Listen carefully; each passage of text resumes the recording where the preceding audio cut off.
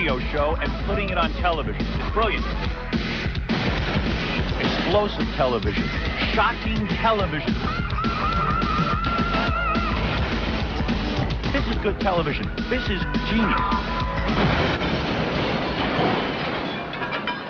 Well, let's bring in Eric Roberts, who is a big fan of our show, Robin, believe it or not. I didn't know that.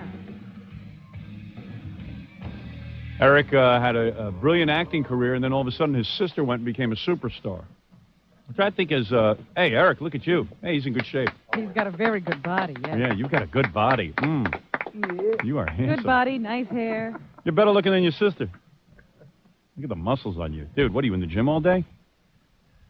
I know, Howard. This is how I came. Hey, it's Eric Roberts, for real. There he The is. Pope of Greenwich Village. I love that movie. That's That was a my great favorite. movie. Great movie. Stop chewing gum, Eric. Okay. Okay. So, man, you know, you're almost as pretty. You're like as pretty as a girl. You Give gotta me a say. break, Look at this guy. Look at He that. had to build those muscles because everybody thought that. Robin's ready to rape you. Look at That's her. why they keep me behind this glass. What do? You work out, what, 3-4 hours a day? Be honest. Come on, you don't get muscles like that. Look at the guy's chest. He must really stay at the gym a lot. What are you, in the gym like? And then you do that karate stuff, right? Well, see, I just got... You don't know through karate. You know karate? I don't know anything about it. Are you Howard. kidding me? They wanted me to be in that movie with Eric. Best of the best? Come Yeah. on. Best of the best. I did a movie called The Specials with Sly Stallone, and you have to stay in shape to be in a movie with Sly, you know? Right. That's the thing. So how do you do that? You take steroids or something? No, Howard. No. What do you do? How do you get the fat off your stomach? Seriously, like I've got that. That cute little roll. See, look here. There you go. I do about You know what I 100 mean? leg ups a day, and, Yeah. and hundreds of sit ups. Really? 100. Yeah, hundreds. Yeah, he has all day to work out. And what's with your wife? She's as hot in the body department as you? Does she do all those leg ups too? Well, a certain kind of leg up. Yeah. Yeah. Can't believe your sister became such a big star. I think in a way it like Did kind that of. bother you? Yeah, it does bother him. Does Because it you bother got you? her into the business. And then boom. Does it bother you? Seriously, be honest. Yes. You have to, for the family, say no, I'm no, sure. no, I guess no, no. for radio you have to say no. The only thing that bothers me is like what I heard just the other day. $12 million she makes. I know. And That bothers you. And that bothers Yeah, that me. would bother me too. That bothers How do you me. compete with that? Because you know what? Siblings are naturally competitive. Sure. Am I right? Seriously. I mean. Well, I think like most of her drive, came off of envy, sure. Yeah. And like she has a lot of drive. You're estranged from her, or you're on a good relationship with her? Well, it all depends. What you consider a good relationship. We're like, Because you two are a little bit wild. Answer the question this way, because I see you're having problems. Yeah, right. Can you call her on the phone? Oh yeah, sure. Really? You have her number. Sure. And do you talk regularly? No. See? How often would you say you talk? Once a year. Maybe. Maybe twice. Maybe. Why So- is that? I don't know, man. I don't know. It's weird. I think Julie is hard to deal with. Hmm. Or maybe Eric's hard to deal with. You I don't know. weren't Eric's even- kind of weird, too. You weren't invited to the wedding. Yeah.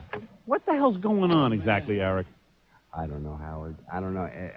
You're all shook. What do you mean you don't know? No, You know. I don't know. Why? Were you friends at one time? Honest to God, we were very close at one Yeah. time. Yeah. Honest to God, the truth And you got her is- started in acting. The truth is, I know as much about it as you do, Howard. Really? Wow. I swear to Christ. There are Yeah. people between you two now. Well, see, the only thing I heard about the wedding was a quote from my mother. Who said, And- oh, my God, she married a guy with Brillo head. I know what it is. Eric's afraid of Lyle. No, Is that right? no. He's scared. Looks like he's from Mars. That's what it is. You know, Jackie the Joke Man was invited to the wedding and Eric Roberts wasn't? Unbelievable. That is bad when a brother and I'm a not sister. in a wedding. I'd like to bring you two Ridiculous. together.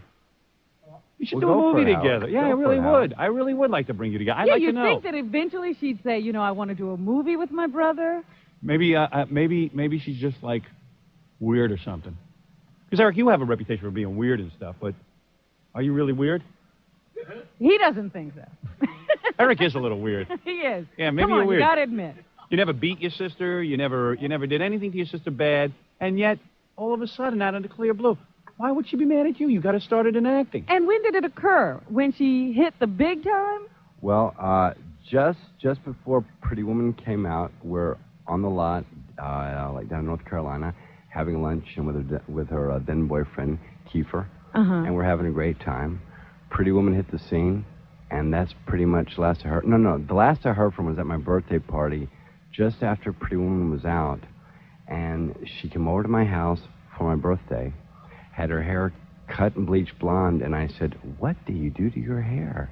And she told me, I've done this for Tinkerbell, why can't you be supportive? I hate you, et cetera, et cetera. And then, wow. And then I heard that Steven Spielberg asked her to change her hair, too. Did she say, "I hate you" to him? You want to know something? I'm going to tell you something right now. Sometimes when people get a lot of money, they suddenly feel they're independent. They don't need their families anymore. Wait till her face scrags out a bit and suddenly the fame isn't there, maybe a few bad investments. She'll be calling Eric Roberts on the phone.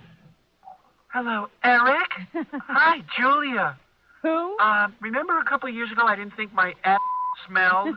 My duty didn't stink? Well, now I think my duty stinks again and I want to reestablish our relationship. It's time we got back together. Oh, what are you telling me? What are you telling me? Now you want to be my friend? What are you, low on cash? Matter of fact, I am. I need a loan. Oh, now you need a loan. That's right. All right, Eric, we'll take a break. We'll get back into this dysfunctional family of yours. This Julia Roberts, who I don't know who she thinks she's become, but I'll get to the bottom of it.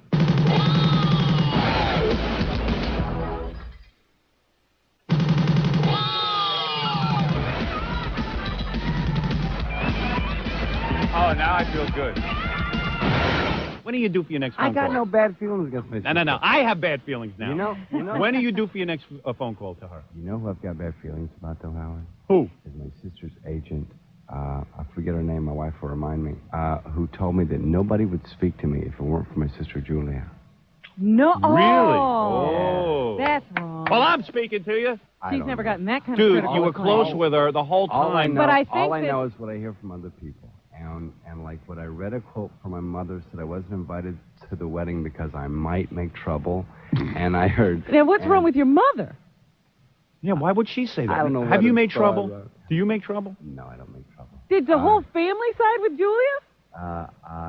Yeah. You know She's the what? favorite. You know Oh, what? boy, You know Eric. what? You know Yeah. what, to be honest, I think the only trouble that my sisters and I have is that we disagree about my mother. And I don't want to get into it here on the air because it's kind of personal, it's kind of family. I love personal on You this. know, kind of well, involved. I'll get into it, okay? Right. The mother was an acting teacher. Yeah. No. That's... See, you're already wrong. That's the That's the real fallacy? well, see... He's saying she wasn't much of an actress. Well, see, my dad ran an acting school in Atlanta, Georgia, called the Actors and Writers Workshop. Yeah. Right. And my mom answered the phone for it. Oh. And my mom also taught a class of 5-year-olds, which is basically babysitting. Right. But and then when I got famous, about 1980, 81, around the Star 80 time, Right. she started to teach acting under the auspices of having taught me. Right. Ah. Which bothered you because... No, I right. just ignored it. Okay. It was a way for her to make a living, and that's fine. It's kind of silly, but that's okay. Right. And then after Julie hit it huge with Pretty Woman, 'cause she also taught Julia, so she's taking advantage of all these poor people who don't understand that I never took a lesson from her, and Julie never took a lesson up until she left home. Right. And I got her to leave home, and so it is what it is. It's outrageous, but your mom want to get back together with you. If my mom's listening, hey, maybe open up a radio school in Rockville Center, make a few bucks, do something with your life. Maybe it would do something. I taught him everything I know. I'm a radio teacher. I teach radio. Yeah, that would be weird, but I don't think it would break up our... Yeah, I guess I would think kind of weird of my mother You would if she get did pretty that. angry, I think, if your mother did that. Yeah, I get real angry. Because my mother goes around cutting deals all You put day. a stop to that right away. Yeah, I mean, all of a sudden, it's like a Sylvester Stallone thing. You got Jackie Stallone running around with a big headband and reading people's fortunes. You know what I mean? And so it's wacky. You know what's weird? I'd like to be in on the one conversation Eric has with Julia Roberts once a year, that one big conversation. Do you run into each other at family functions, or you just totally stay away from your family? We don't really have family functions. Yeah, in my family... It doesn't sound it. It sounds like your family just dysfunctions. Sounds like half the family's at war with each other. I don't know. Yeah, that's why he had to learn karate in that movie, because for his family reunions. Yeah, my family is my wife, yeah. Right. Eliza. That's my family, too. Yeah. Ooh, hubba, hubba. How'd you get her? She won't come in here? Let me take a break. I'll coax her into the studio.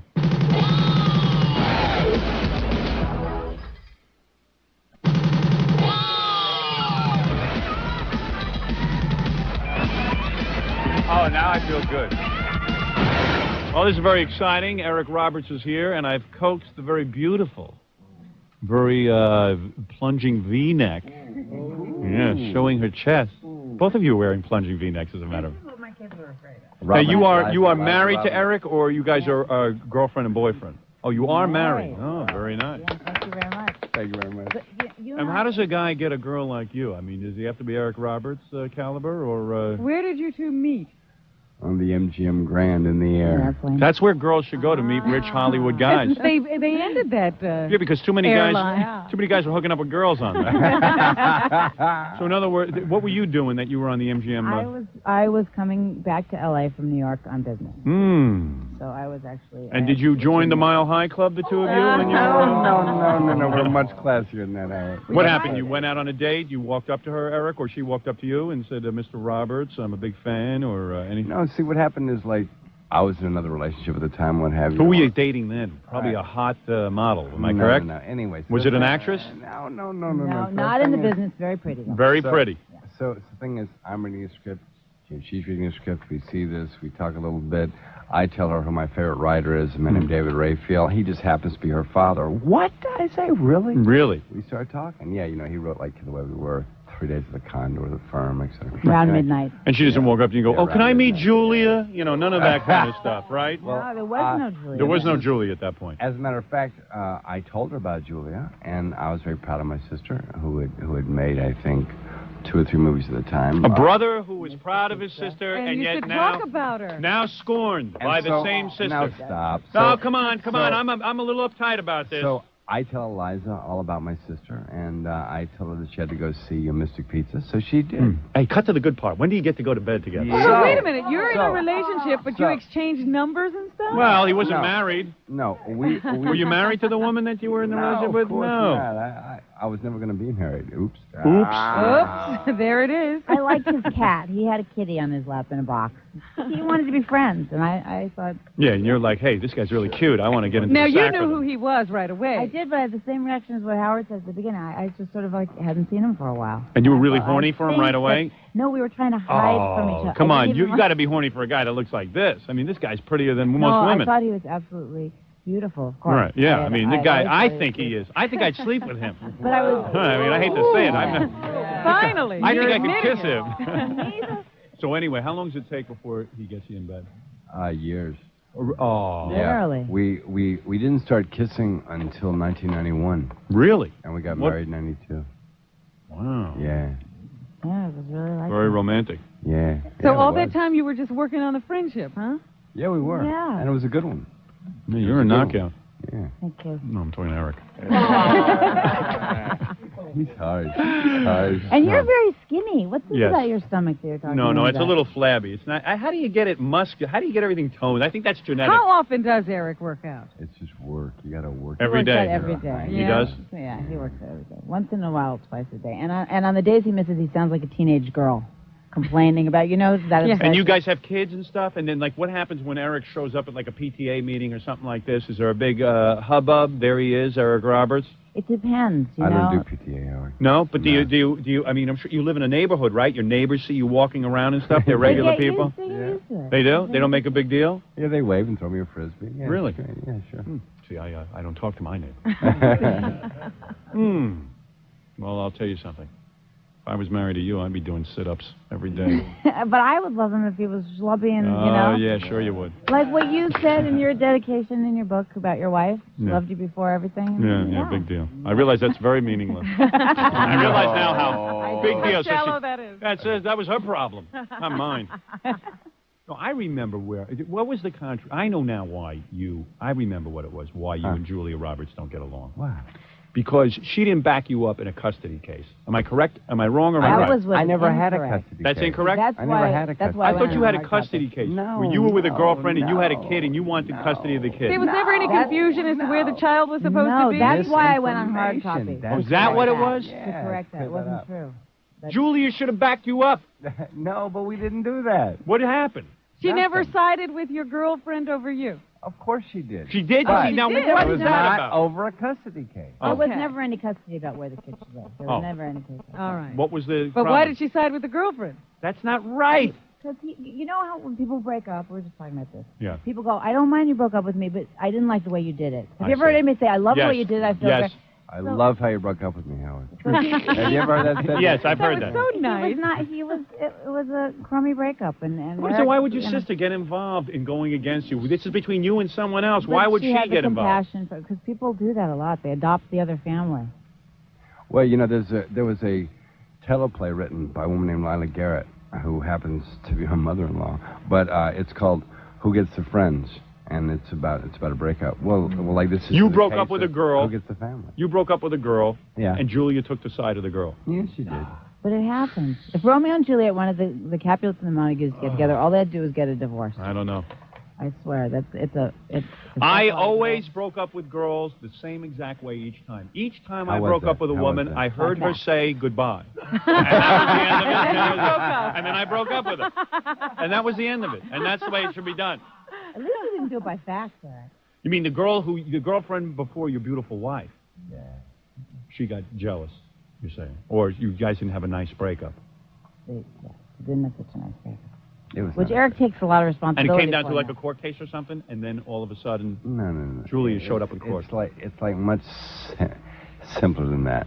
Man, you got a complicated life. I was a she was a we broke up. Whoa. I mean, it's very simple. Wow. And I think you can say. Can you say that? I don't know. We'll tell I them don't this know. I don't know. Well, you were bad about it. She was bad about it. It was a misunderstanding. But Julia Roberts should not have been involved in your breakup. Am I correct or am I correct? she wasn't involved in my breakup. Oh. This is all you saying this, Howard. I'm not saying this, Julie, so if you hear this and they You tell know you what? this, Wait. I'm not No, bad say mouthing something. you, Julie. Let's get into some bad No, mouthing. but Come you on. know what? What? Because I'm not directly involved. Go ahead, And you yours. sound a little like my mother here. Thank and you. I agree with her in this. I think it's one thing to be compassionate and supportive of the other person, Right. but you should be open to listening to To both Eric. sides. If she only speaks to him once a year, how's she going to know what he feels? Yeah, to just really listening. That's all. Maybe you'd even hear him say, "Oh, I'm sorry for this. I feel really crummy about that," and take some responsibility if you actually listened.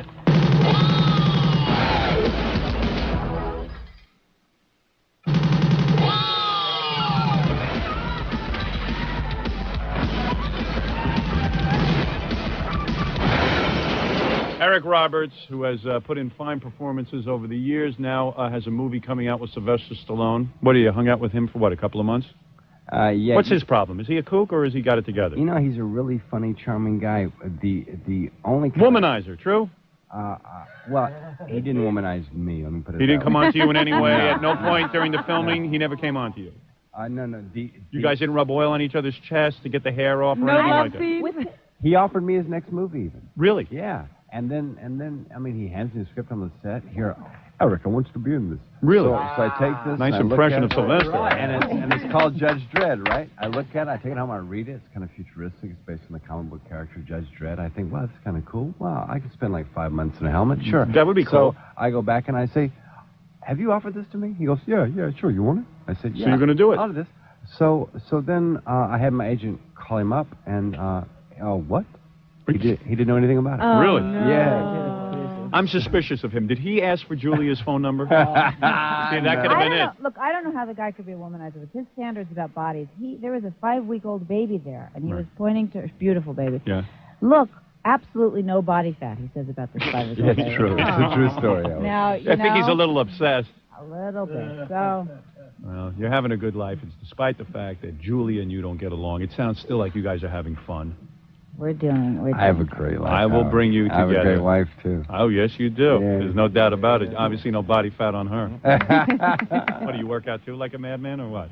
I swim Yes, you do. a little. She swam the English Channel, I think. Yesterday. Yes. And very beautiful. I would describe you as auburn-haired, 38, 24, 36. Am I close? Ooh, you're very close, Howard. Yes. You're intuitive, Howard. Eric takes her measurements every day. He told me. To make sure she stays within a proper framework. Guy's smart. I didn't measure my wife for a few weeks. She let herself go. She let herself slip. That's right. She let herself slip. But I'm glad you came in today. I am too, It's a Howard. pleasure to Thank meet you. And you guys sound like you're having fun, even through the pain of this rather dysfunctional Eric Roberts family. You should do a shrink show, Howard. Yes. I'm thinking of doing that next. You're very talented. Robin says the same thing every day. Yeah, Robin, you're right. Right. And thanks for I say coming. he needs a shrink. He doesn't listen. Yeah, and thanks for coming in. You bet. And we look forward to seeing the next movie with Sylvester Stallone. Is there anything coming out before then? There's a movie called The Nature of the Beast with me and Lance Henriksen. That's wonderful. Lance Henriksen is perfect in this movie. And when will we see that? I think around the fall. All right. Well, come back and let us know when it's, come back and do a promotion around it. I'll do that. I'll do that. Here's your book that I signed. Cherish that. I will. That'll go up in value with time. Thank you, Howard. Okay. Thank you, Robin. That's something Julia doesn't have. Yeah, Julia will not receive a book. Stop it. Now you have something Julia doesn't have. Eric Roberts has my book signed. And if Julia came in here and asked me to sign her book, I wouldn't do it. All right, anyway, Eric Roberts, it's an honor to meet you. Thank you. I'm very honored to meet you. You're a great actor. Fun being here. And thank the very lovely Mrs. Roberts. Yeah. Thanks, guys. I will hug you goodbye on the way out.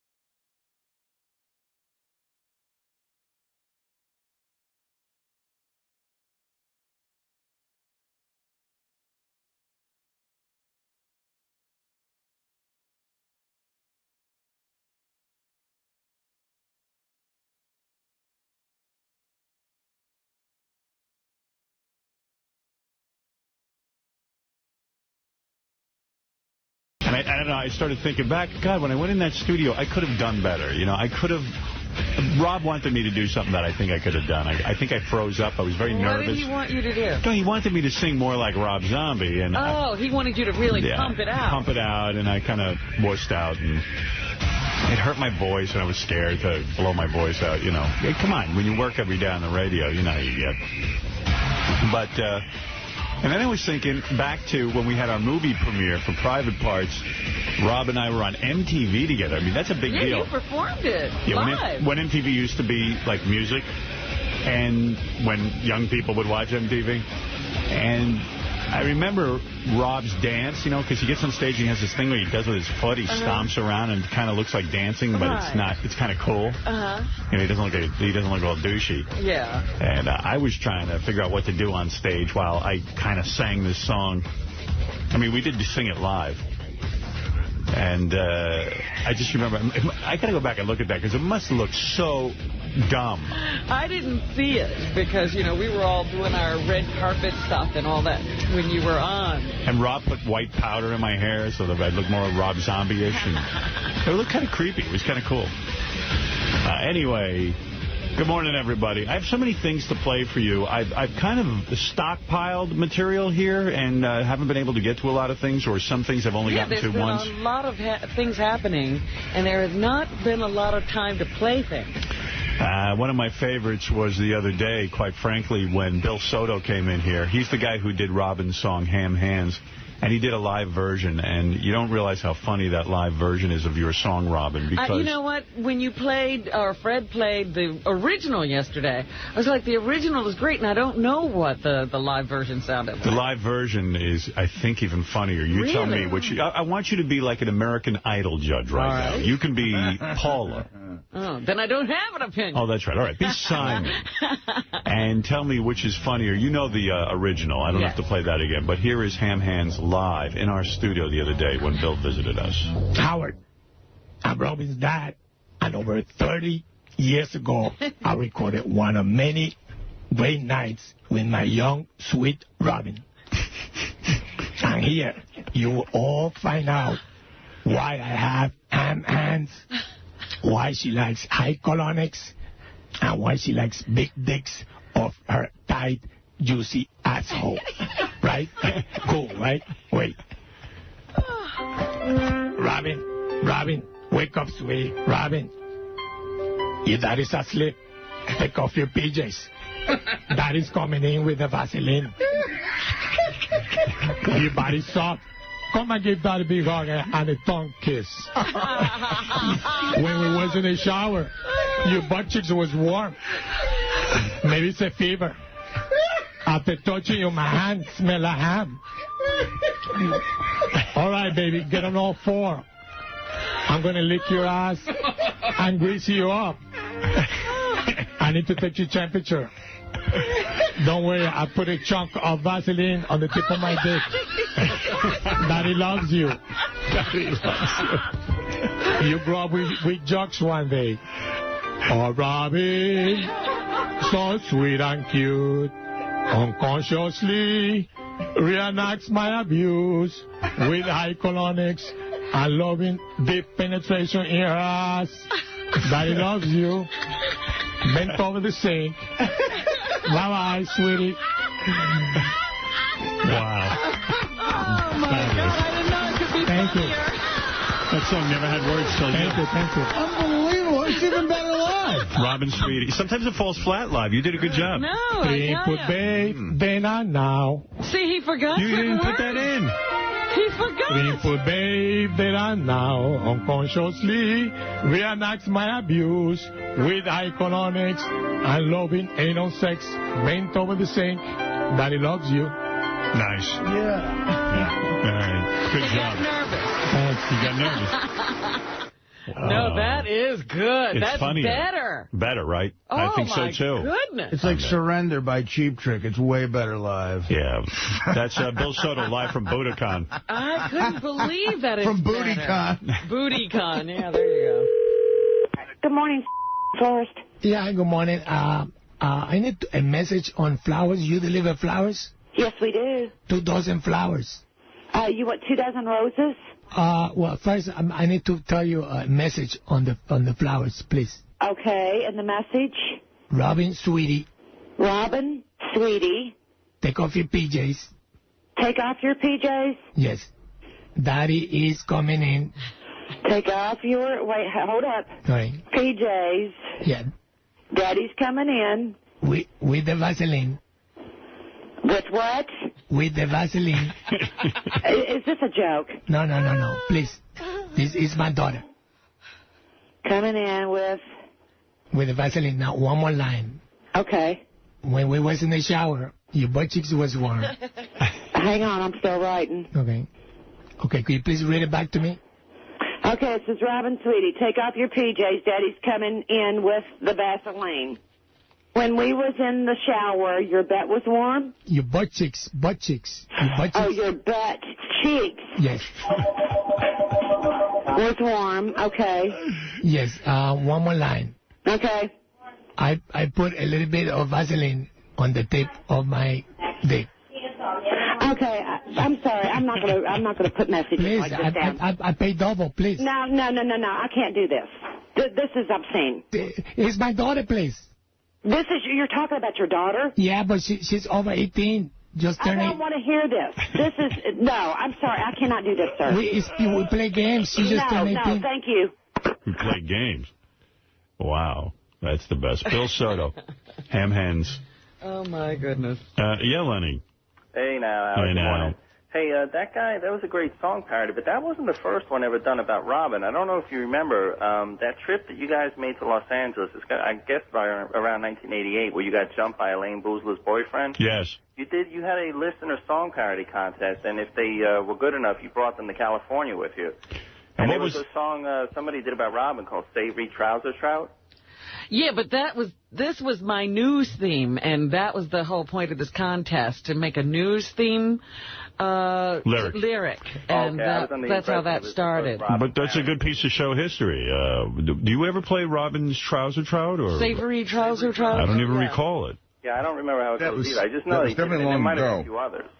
Very long ago. We have to dig that one out. I'm gonna look for that, Lenny. Probably have to go into the files, the archive. Fred says he's going to go into the files. You should see it sometime in August of 2012. Cool. Hey, and any news on the merger?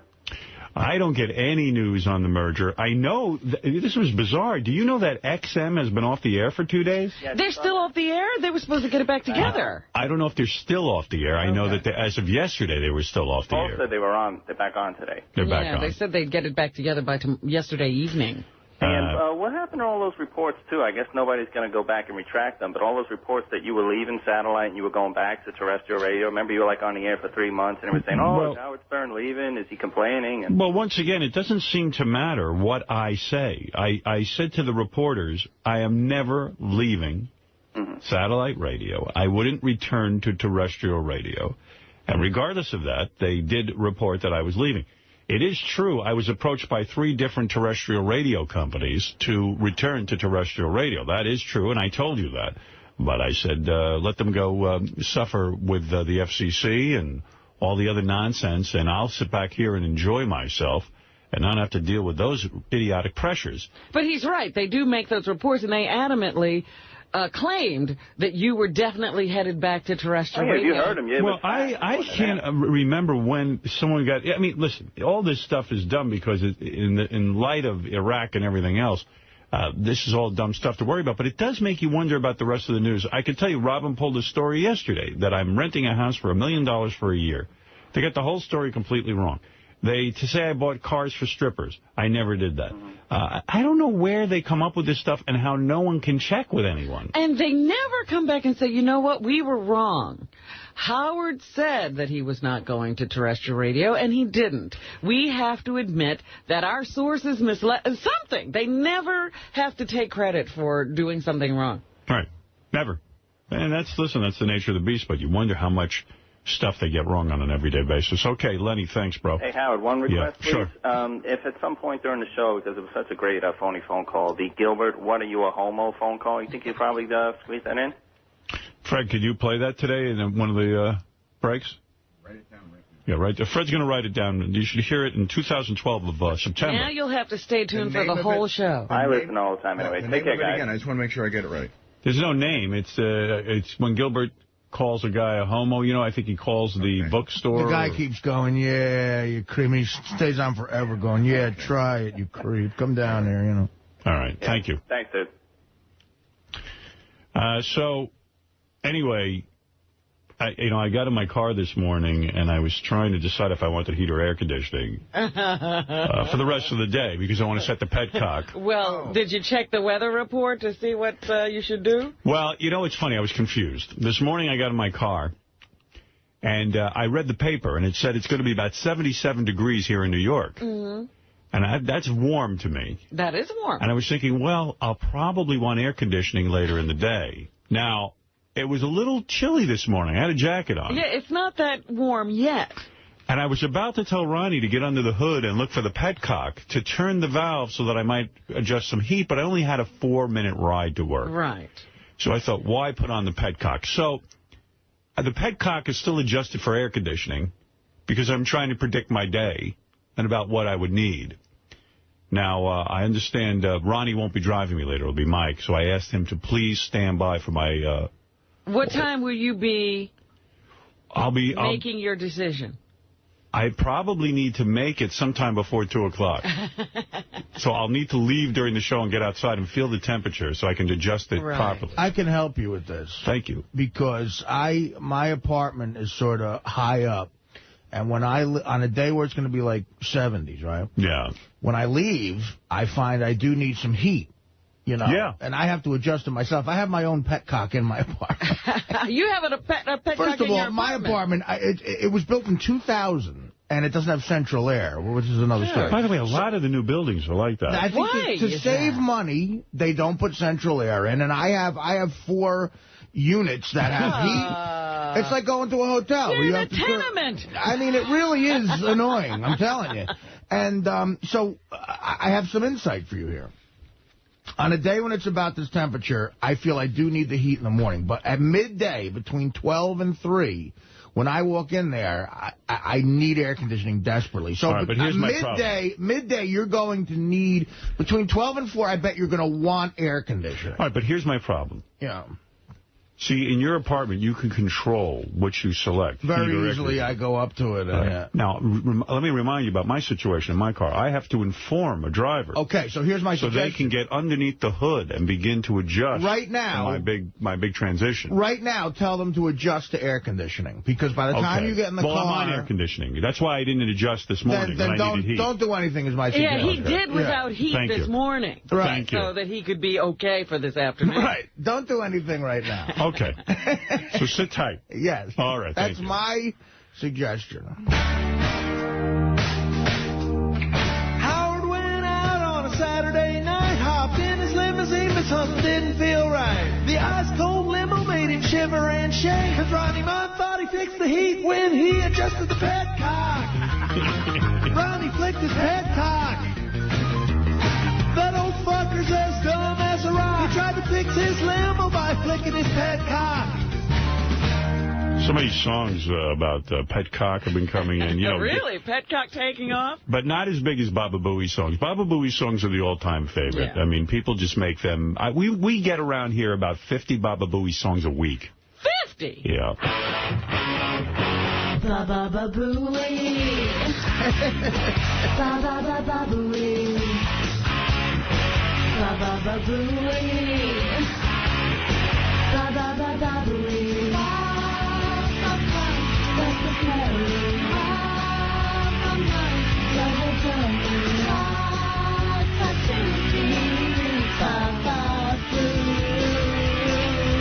I mean, they come in like crazy. I like that one. That's the first do? time we've had a girl on a rocker singing Baba Booey.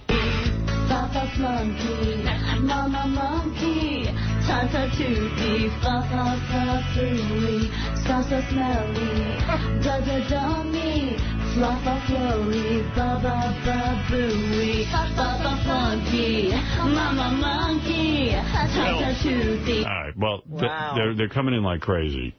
I should give that to you, Fred. You seem to be in charge of those. Fair enough. Give Gary Celebrity Skin to Fred. Celebrity Skin. Yes. Oh. Yeah. You have it in there? Which preview page is that on? Because I can get You got me, pal. I don't know. You can't see what page you're on. No, I transfer everything to my own page. Oh, I see. Yeah, I do a whole thing in here. I get in early and transfer. That's what I'm doing when you see me here with my eyes bugging out of my head. Yeah, I mean, all kinds of songs. You know what actually elicited a lot of activity was when Sal got his nutsack licked by Richard. There were the Bleeding Deacons got right on that. Sunday, Monday, Sal is gay. Tuesday, Wednesday, Sal is gay. Thursday, Friday, every day. Sal is gay. Gay today. To do some gay stuff for you. You know that Sal is not fine. Richard too, those guys are gay. Richard licked Sal on his nutsack. He dug into those guys are gay. And then Joe Becker got to work. It's so gay, cock, rich and fat like cock, and then Botox, cock, sucking on man's goo. It's so gay, cock, rich and fat like cock, and then Botox, cock, sucking on man's goo. See, a lot of different songs Oh, came I in. wish they had written that before Hanson was in here. For Umcock? Yeah. They could have done that live. Oh, shucks. You're absolutely right. I wonder if they would have done it. They don't want to mess with their music. Oh, please. Come on. Oh, by the way, next week there's a program that's going to hit the air. When we got the jobs here at Satellite, I sat down with my team, and, we decided that for the next 5 years we would plan specials. And the reason we had the 5-year plan is that these specials take a tremendous amount of work. There's one being worked on now for Christmas that is called The History of the Howard Stern Show, which is going to blow your fucking mind. And I think it's going to go on for like 2 weeks. And it's going to be everything. I mean, but everything and the kitchen sink. Wow. And it's really quite an accomplishment. And one of the things I should make you aware of, next week, one of these specials will be ready. And it is the Jackie Spotlight, just to tease your ass, just to tickle your... Oh, you got a little of him? Well, just to tickle your ass with a feather, here's a little promo. He's been called many things. Jackie the Jerk-Off Man, that's who he is. The king of trailer trash. And was at the center of some of the most controversial moments in Stern Show history. You are a liar! Here's the cup. Jackie went to the bathroom in it. I gave it back to you in jokes. All right, whatever you say is the truth. You want to see my feet? On May 29th, we shine the Stern spotlight on... Me? Jackie! Laughing on the outside. Featuring brand new interviews. Jackie made me very funny. That was his job. He had an incredible ability. He'd give you the shirt off his back. Yeah, after I pissed on it. My memories of Jackie on the show are nothing but fun. Just fucking with people. And outrageous moments. All in celebration of the joke man himself. Yes! Stern Spotlight. Jackie Martling premieres Tuesday, May 29th at 6 a.m. East on Howard 100, 6 a.m. Pacific on Howard 101, and Sirius Internet Radio. Please don't make a mockery of this. Right. Some of my favorite moments, my favorite Jackie moments. Jackie will be spotlighted next week, and I think you'll enjoy it. Much like the Billy West spotlight brought out lots of fan reaction. Yeah, that was amazing. And I think you're going to find this equally amazing. So definitely tune in next week. You don't want to miss it. We're trying to come up with new and original programs for you where we could take some of the old material and repackage it and make it kind of fun. So that's all going on. There's a lot of work going on around that stuff. Yeah, I'll never forget that conversation with Rodney Dangerfield where the best. He says, I repaid you in jokes. And the look on Rodney's face was like, his eyes used to bug out of his head naturally, but they almost popped out onto the floor. It got cartoon-like they came out so far. There was fire coming out of Rodney's ears. You can tell Rodney was a nice guy, especially with comedians. He was always supportive of them. And even in that conversation, you could see he was trying to give him leeway, like, all right, I guess. I didn't want to be an asshole. But to sincerely say you paid a man back the money he owed you in jokes. What was it, like $1,000, right? 1,800 or something. I don't think how many jokes that is. I don't know. Hey, Art, I was listening to Bubba's show yesterday in my car. Yeah. And were you drunk when you called into his show? I didn't call into his show. He called you. Yeah. By the end of the show, I was drunk. Not drunk. Well, I was lit. What are you talking about? Well, I'm talking about what happened was, and Bubba was right about this a little bit. I know Artie was trying to be funny, but he did call Bubba a jerk-off during yesterday's show.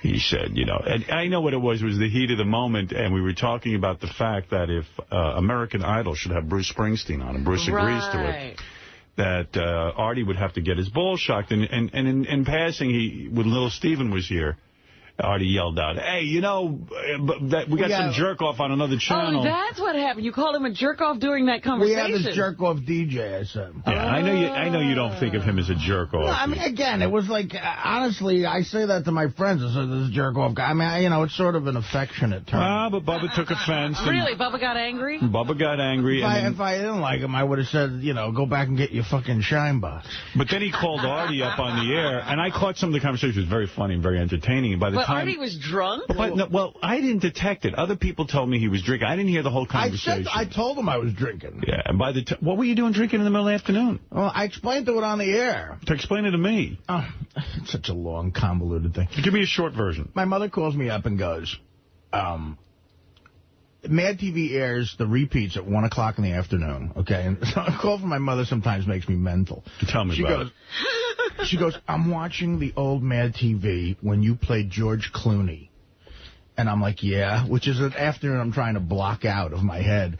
We did a sketch called PR, a takeoff of ER. Right. And I was thin from, like, coke at that time, so I guess they figured they could put a fucking wig on me. Remember Clooney wore his hair like that black thing with Frankenstein? So it was a great wig they put on me.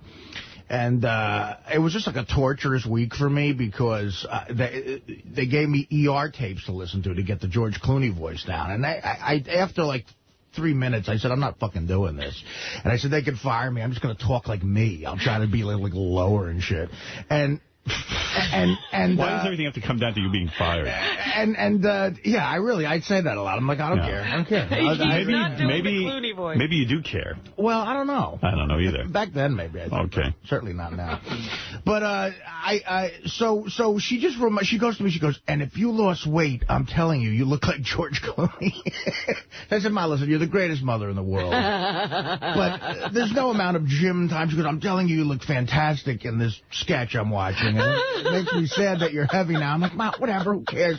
So she goes, just put it on. I'm like, so I put it on, and now I get hooked because I'm curious what episode it is. And it's just sketch after sketch, and it brought me back to that time of being, like, coked up. Oh, dear.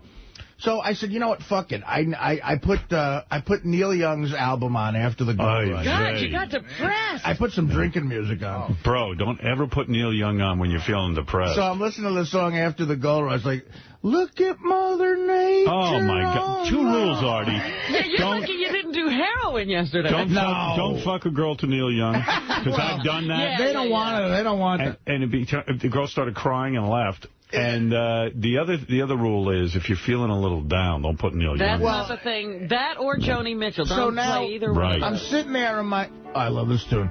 So I'm sitting there in my living room. It's just so funny, the timing of when he called me. It's just the wrong time for a wacky radio show to call in. And I'm sitting there, and I'm looking at the skyline. I got a beautiful view of the skyline. And now I got it on mute, and I'm looking over at the other shit sketch I'm reliving. And I'm thinking of, like, I have a mother a mother who thinks I look like George Clooney. How delusional is she? Do you mean... What a ridiculous life I'm living. Artie, do you mean that, like, she calls you and says, hey, you look good, and then you go get a tape to look at yourself? No. I put Mad TV on. Oh. It was on television. It's on Comedy Central. She watched. They tend to rerun the first... Now, did you think you looked good and stuff? Look, I'm 27 years old. I'm looking at myself 27. Thin. I'm like, I'm You're thinner. No, and I was way thinner. Right. And I looked as good as I'm going to look. You know what I mean? And I was like, wow, I do look better and everything. But I'm just sitting there. My mother now, since she retired, they tend to rerun, and this is touching in a way, but they tend to rerun all of the first seasons of Mad TV on Comedy Central. You're telling me your mom... At 1 o'clock. Your mom sits through Mad TV every day waiting to see you come on? Well, you could tell if I'm in the opening credits. Yeah. Why don't you tell her you're, like, right in your apartment to come over and say hi? Well, no, that's... He'd rather her watch. She knows she's not welcome. She's not welcome to come over and say Why don't you ask Mad TV to run your fattest episode so your mom won't hock you in China? They run everything, but... So anyway, she was, in her head it was positive, in my crazy head I turned it into a negative. She thought this could be a nice way to intervene. So anyway, now I'm looking at, it was a beautiful day, I'm looking at the skyline, and then right to the right of my vision is a big old Jack Daniels single barrel. Your best friend. My best friend, glistening in the sunlight. Nice. What time of day is this? Nice and tan. Well, it's 1:30 now.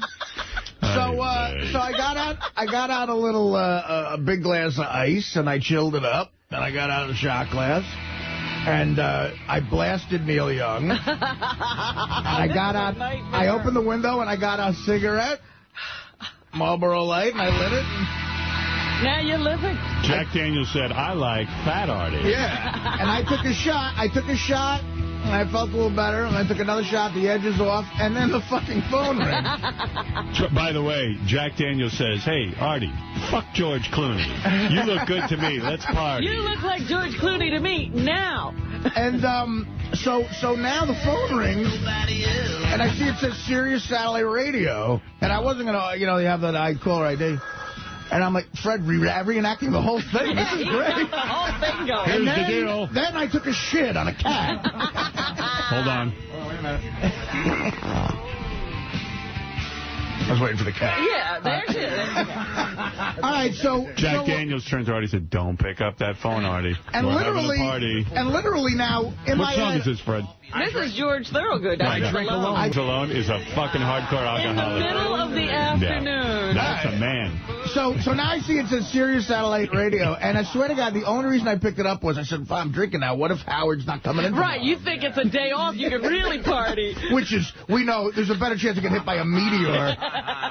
Why did you even think I got this buzz going. I'm like, fuck, Did Jack Daniels at any time say to you, hey, let's go to Harlem and say hi to Mr. Coe? No, okay. Because that would take attention away from him. Right. Jack Daniels. They all want you to themselves, yes, don't they, Artie? They all fight over him. It's a big party. So, I say, fuck, I'll answer it. So when I answer it, as I'm answering it, I realize how loud the radio is. And I go to hit the radio, and by mistake, I hit, like, the classic rock station I have it tuned to. Because I don't even have Sirius in my fucking house yet. I have it in my car. I hit it, and another great tune for drinking. I believe it was Funeral for a Friend by Elton John. What kind of drinking party? But anyway, the radio is blaring. So I go, hello? And I hear somebody go, and I go, who the hell is this? And then I hear a bunch of laughter.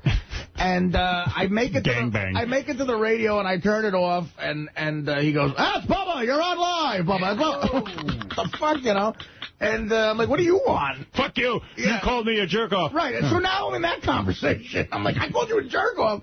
Where's Jack? Is Jack still in your hand? Oh, Jack was right there. So now it got How drunk were you when he first called? Like, no, I was like mildly lit. Okay. You know. You're into your second Jack Daniels, right? Second shot. Yeah. And So now it was even better because, you know, the Bubba Show's a fun show. Now I'm with all my hillbilly buddies. And you're drinking. I just kept drinking. And, you know, it turned into, once we got the jerk-off discussion out of I gave him some bullshit reason that's a sign of affection. Right. And the redneck bought it. And you bamboozled him. Easy to bamboozle. I mean, Bubba's a great guy, and it was fun, and we had fun talking about it. And then, of course, he goes to the Akira thing. I mean, I feel like I'm around my older brothers. Like, come on, what are you, fag? Fucker. Well, I was listening to the show where they had lined up Akira, and you didn't know it. And she was listening in to all your horse shit. Oh. You know, really? Yeah. I don't remember that. I know, they're trying to hook up Artie with Akira. They've been doing that it's been months. Yeah. They've been trying to make this happen. So, wait a minute. So she was listening to the stuff before? Because they made it seem like they called her. They hung up on you by accident. And then she called in, and then it kind of happened by accident. She called in, and she didn't get a word in, so you didn't know she was on the phone yet. They did hang up by accident. Yeah. So it wasn't so she was already there, and then you came back on. Yeah, we got cut off, and I had to re-pick it up. But by the end, I was a little rip-roaring drunk, and I said such inappropriate shit about Bubba's wedding. Oh, really? And I started to feel bad. And what did you say? Well, I said stuff like, I'm trying to remember now. I said, you know, I re-brought up the fact that he was mad that me and Brent went to watch a football game. Right. And I said, I'm sorry, I missed Hulk Hogan giving you a salad bowl. And I said, and he goes, all right, calm down. I said, I'm sorry I missed you lying to Hulk and saying you like his daughter's music. To go watch a manly football game with your best man. I'm sorry I left your boring wedding. Hey, come on now, pal. Easy.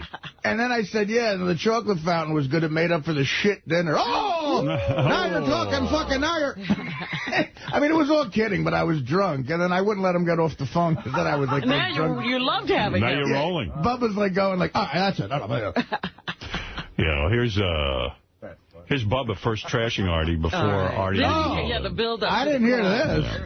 Today I'm listening to Howard, the replay, and I'm coming back from the go-kart track to get over here, and I hear Artie... The go-kart? How old is Bubba? How old is he? I don't know. That shouldn't be in a sentence if you're an adult. I'm over at the go-kart track. The other day I heard him calling some guy because he's moving the engine. He can't even fit into the go-kart. He bought himself a go-kart on eBay. Is he a go-kart for like a 5-year-old? Yeah, but he wants to drive with his son. Unless you own the go-kart track, you shouldn't be talking about a go-kart. Right. It's father-son bonding in a way. It's when I was 10 years old, I wanted a go-kart. By the way, how does Bubba have time to get so fat? I mean, he's busy go-karting, boating. You can't even fit into go-kart. What is he must eating? be eating while he does. I thought he was skinny, though. No, he gained back a whole bunch of weight. He's fat again. But he did say he's back into his workout routine because, you know, once Hulk moved, he got completely out of exercising because he exercised to be with the Hulk. Does he run and stuff? No, he used to be on a treadmill and stuff like that.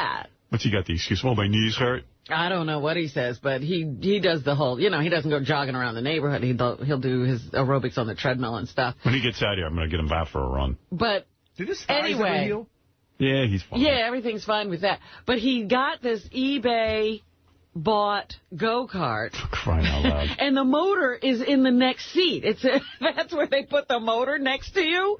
And the guy who was looking at the go-kart to modify it for him said, "You'll never fit into this thing. We've got to move the motor." Well, hey, the guy's being serious.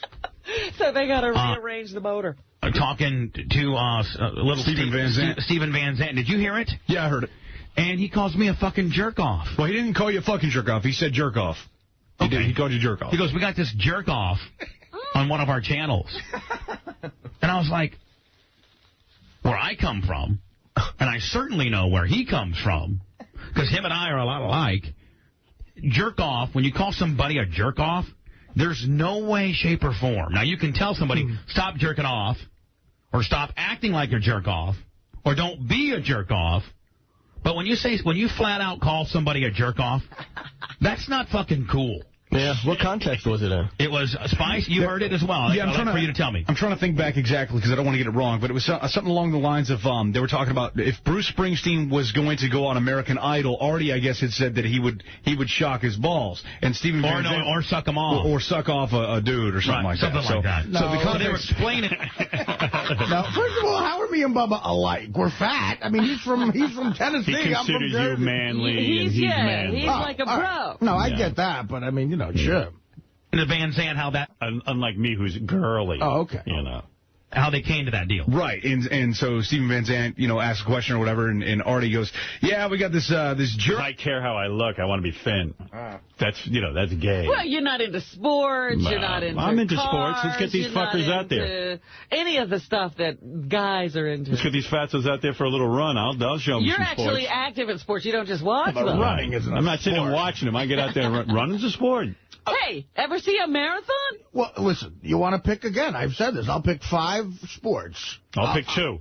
Running and chess. How about this? I'll play in basketball, football, and we'll have some sort of football. Forget games, Those are Artie. sports, Rob. Forget games. How about shooting? I don't know, shooting. I've never legally shot a gun. How about a duel? That's right. You can't be in a shooting if it contest. You're a felon. I'll beat you in ping pong. No, how about what athletics would get you? How about you do a chin-up, sit-up, those are that's for running contest? All right, I'm in that. Yeah. I'll go for that. It's called the Gay Olympics. How many pull-ups can you do? How many do you think he could do, actually? What, pull-ups? Pull-ups? Yeah. I can't do any pull-ups. I can do. I could do 15 to 20. That's pretty good. I can't do any pull-ups. But if we play stickball, you'll never get up. Please. Oh, stickball I can't play. Right, of course. But that's ridiculous. That's why it's a ridiculous... How is it ridiculous? I'm naming sports that are in the Olympics. Game. All right, how about the... All right, in other words, I'm not as manly. The criteria is it's sports in the Olympics. No, I don't drive a go-kart. The criterion is sports that Artie is good at. Yeah. No, it's not. Okay, well, name a sport. All right, swimming. Play squat. Swimming. Go swimming on him. Swimming. Go bike riding. You want go running. Swimming race. I know how to swim. I mean, Me too. Swimming, running, and biking. How about that, Artie? How about a Jack Daniels drinking contest? What do you want to do in biking? How about Jack Daniels drinking contest? All right, I'll beat you in that. I know you will. I'll be unconscious. All right, let me hear the rest of this. You don't go with a pro against an amateur and a thing like that. This is Bubba Trash and Artie. Wolf that works on our other channel, and he likes to shock balls. Yeah. So it was along that context. Well, and that is not a good... I mean, that's not even a give the guy the benefit of the fucking doubt context, in my opinion. Yeah. That was a straight-up jerk-off. I mean, he gave me a fucking flat-out jerk-off. Now, is that... He said, look, buddy. That's bullshit. You're a jerk-off. Brent, that's bullshit. That's fucking bullshit, Artie. I'm not talking. That's fucking bull. You know what? I always take the high road with everything about Artie. But at the end of the day, man, I got to stick up for myself. I'm not a fucking jerk-off. I'm supposed to be on your team. You're the fucking jerk-off for calling me a jerk-off, you jerk fucking off. Artie. Brent, I do everything in my power to always fucking put over our Artie. I've never said a bad word about Artie, ever. And then he calls me a fucking jerk-off. Fuck you, jerk-off, Artie. It's funny, too, because you're at home drinking Jack Daniels, depressed that you're fat. Not even listening. And whoever could hold out the longest. You want to come on here, put your penis in a jar of chili peppers. Now, who are you competing with? Yeah. Why would someone want to compete with you? What is this? Well, if there's a listener that would like to compete, if not, I mean, I could probably bring a friend. Well, you tell me you think of me like a father, so as a father, I'm going to tell you to get a job. Yeah. I mean, what are you doing sticking your dick in chili peppers? What is that? What are you thinking? Well, I mean, I'm a big-time loser. That's why I like calling the show. I've never stuck my dick into chili peppers. Never would think of something like that. What does it hurt? You're not a chip off the old block. Well, I've never done it. But you haven't done it. So how do we know it's even a challenge? How do we know it's hard to? I mean, maybe you don't feel anything when you put your dick in chili peppers. Well, I was thinking varying degrees, like mild chili peppers to like. What if we slam your dick into a car door? What do you think of that? Yeah. I'll put it in a wood chipper for you, Howard. All right, Blake. Listen, you got to go get a life. Thank you. There's something wrong with that kid. Nice kid, but he's busy. Maybe we should have, some breeding rules for adults of the human sort. Kid's a jerk-off. So you're warming up to that chick out there, huh? Well, the last couple of times we were out there, we hugged. So it's not so terrible. She really likes you. So it's not so terrible that I brought a girl in here. No. It's still very awkward. Levy's hovering. Well, Levy will be out of the picture by tomorrow. It's not going to be there when you're on the date. We think we can get him out of the picture. He might be there to videotape, but that's it. Danielle, you're on the air. Hello, Howard. The best part of being on hold waiting for you is that I don't have to pay $3.50 for a stiletto. All right. I just want to tell Bethel, she's gone now, but, I grew up in East Meadow, and we used to have puppy palaces. Do you remember those? Yes. Well, I had a friend in junior college who worked there part-time, and with those... It's taking too long. It's too much. I need to get to the point, rapid-fire point. Howard, here's my point. That's what I need to hear. I can't accept these long, boring phone calls. If there's anything long and boring on this show, I'm gonna put Gary on with one of his stories. All right? Thank you. Robin, go ahead, please. A Colorado man faces felony charges after his arrest in connection with the theft of a hoard of women's underwear. So hot. The police said 43-year-old 𝗧𝗵𝗲 was busted at his home and is alleged to have swiped panties, sports bras, stretch pants, and pantyhose from laundry rooms on the campus or on in-campus west. Is that worse than... Of the it's in Fort Collins. What fetish is worse? As a woman, Robin, like would you date... Like, you wouldn't date a guy who had that fetish, but what's worse? The vomiting on you or the stealing women's panties out of them? Well, definitely vomiting. I don't know. I mean... Wanting to be vomited on is worse than stealing a bunch of women's underwear. Yeah. All right. Because that's really weird. Like, going out of your way to steal women's underwear. Yeah, the police department has put the garments on display, so you can go over there and see if your underwear is among... We should ask Sal about that. Yeah, Sal would be in there. His catch. But that's a weird one where, guys like to, they'll run around and rob them from clotheslines, laundry rooms. Yeah. Very strange. When you think of the reality of that, it is very weird. Yeah. Don't you think... I mean, Sal, didn't he steal Mutt's daughter's underwear? He sniffed them. He was sniffing them. Sniffing them. I mean, that is, we don't discuss that. Which might be the lowest thing. Yeah. No, that's low. We don't discuss that enough. I think we... Yeah, you forget. Think about how creepy that is. Yeah. And it's a friend's daughter. Under any circumstances, it's weird. But, Mutt, his daughter. They've invited you to stay at their home. That's crazy. Sal's apology was clearly, like, stalkery. Like, I just upset this wonderful girl who's involved in this.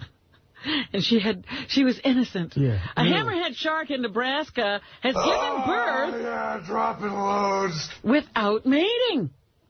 How can that be? Researchers from Florida and Ireland found no male DNA in the baby shark. It gave birth to the shark baby Jesus. Yeah. Hi-oh. The shark was born in 2001. The mother had been captured earlier in Florida and was kept without male sharks for 3 years in Omaha.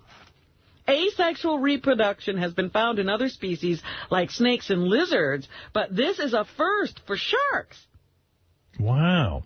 So you're telling me that possibly in nature, yes, Like if if the planet was not populated, and you isolated a woman, maybe a human woman, that she might be able to have a baby through immaculate conception. It's a possibility. Wow. The New York Times said that while the discovery suggests sharks are ensuring their survival in the absence of males, it also means a loss of genetic diversity. So it's not a great thing. Oh, my God. I think I'm going to reach orgasm. That's right. This could potentially make the species more susceptible to disease and other problems. This is the first immaculate conception since Franco Harris caught that pass. That playoff game against the Raiders. Anything else in the news, Robin? I missed a great opportunity to see a story with a happy ending. Thousands of people said goodbye to Jerry Falwell yesterday at his funeral in Lynchburg, Virginia. Don't let the door to hell hit you in the ass. Yeah, so all the members of the congregation got together for the 73-year-old evangelist's funeral. His daughter tearfully remembered her father's illness 2 years ago when no one knew whether he would come out of a coma. Another longtime friend who had breakfast with the pastor the morning he died said that he was a giant among men.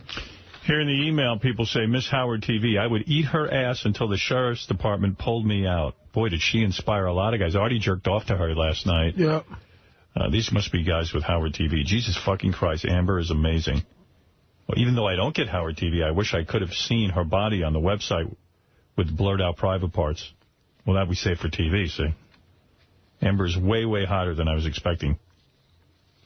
A lot of people still raving about Don Rickles, too, Robin. Oh, wonderful. I was out of my mind when Don Rickles came on the show last week. I'm a huge fan of both of you. I had a chance to meet him the next day, and I mentioned that I heard him on your show and how great the interview went. I also told him that it was about time that he finally listened to John Stamos and decided to appear on your show. He said he'd be interested in coming back.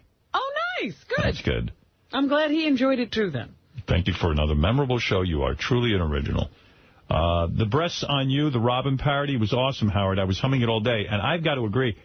The breast on you. Yeah, I was walking. That's a catchy one. Yeah, I was walking around all day singing that thing, and I feel like a fucking pervert. I mean, it's weird. Look, we have pervy moments throughout the day.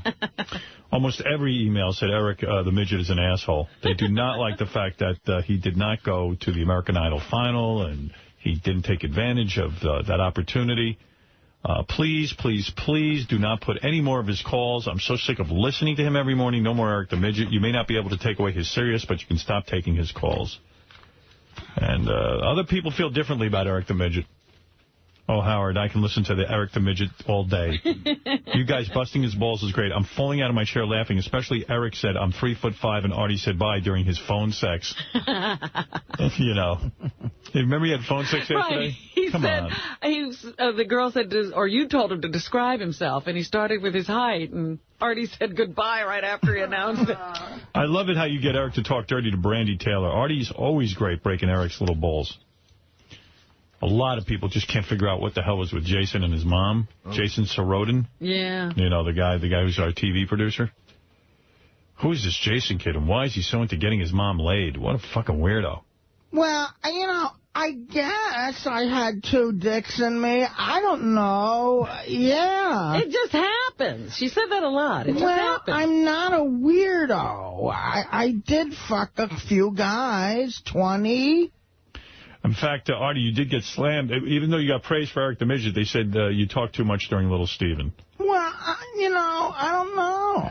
Artie's got to shut the fuck up. I was excited for the Little Steven interview since I'm such a big Springsteen fan, and that fat fucking whale has ruined it by talking over everyone. Hey, Artie, stay fat. Keep eating. At least it keeps your fat fucking mouth shut. Yeah, come up to me at the next Springsteen concert, and I'll be happy to beat the shit out of you during racing in the street. Here's a couple of them. I'll read you a couple. Can you please cut Artie's microphone off? He's ruining the Little Steven interview. He won't let anyone talk. Shut the fuck up. Eat a fucking cupcake. Motherfuckers. Stop. They all had the same suggestion. I'm listening to the live feed of the show this morning, and Artie sounds like a fat fucking freak on crack. Tell him to shut up and quit yelling during the interview. Listen to this. Please tell Artie he doesn't have to yell and interrupt interrupt Howard to get noticed. The interview with Little Steven was ruined by Artie's childish ranting and yelling over Howard's questions. I was asked a question, well, and I wasn't given the proper time to respond. And Robin got slammed. Could Robin and Artie have stepped on Stephen Van Zandt a little more today? Good Lord. Was that the Robin and Artie show or what? Tell them to shut the fuck up so your guests can talk. This is the perfect time to announce the Robin and Artie show on Howard 101. And by the way, Howard and Robin show. I mean, Artie and Robin show. Here's a man commenting on my limo. Wow. My limo has no heat. Wow. It was cold. Beth was cold. I was uncomfortable for 10 whole blocks. Wow. Are you fucking kidding me? I should have your problems, you stuck-up asshole. Get a grip, you dumb fuck. Well, all right. Oh, the anger. All angry females. Nobody understands. Robin, what else is in the news? Have you heard about the new birth control pill that takes away the period completely? Ooh, yeah, it's called making a woman into a man. No, it's called, you can make her pregnant. That'll take it away. It's absolutely horrible. I can't believe there's a woman on this planet. Oh, they're going to clamor for this. You know, it reminds me of the days when they told women, you know, your pregnancy, you don't have to have morning sickness. You take this pill and they'll get rid of it. Yeah. And next thing you knew, there were thalidomide babies. Babies were born without limbs. Was it Laetrile or thalidomide? It was thalidomide. What was Laetrile? I don't know what the fuck Laetrile. I think that's for your bones. They created Laetrile babies. It's not Laetrile. It's thalidomide. You're right. And let me tell you something. There can't be something right in eliminating a woman's period.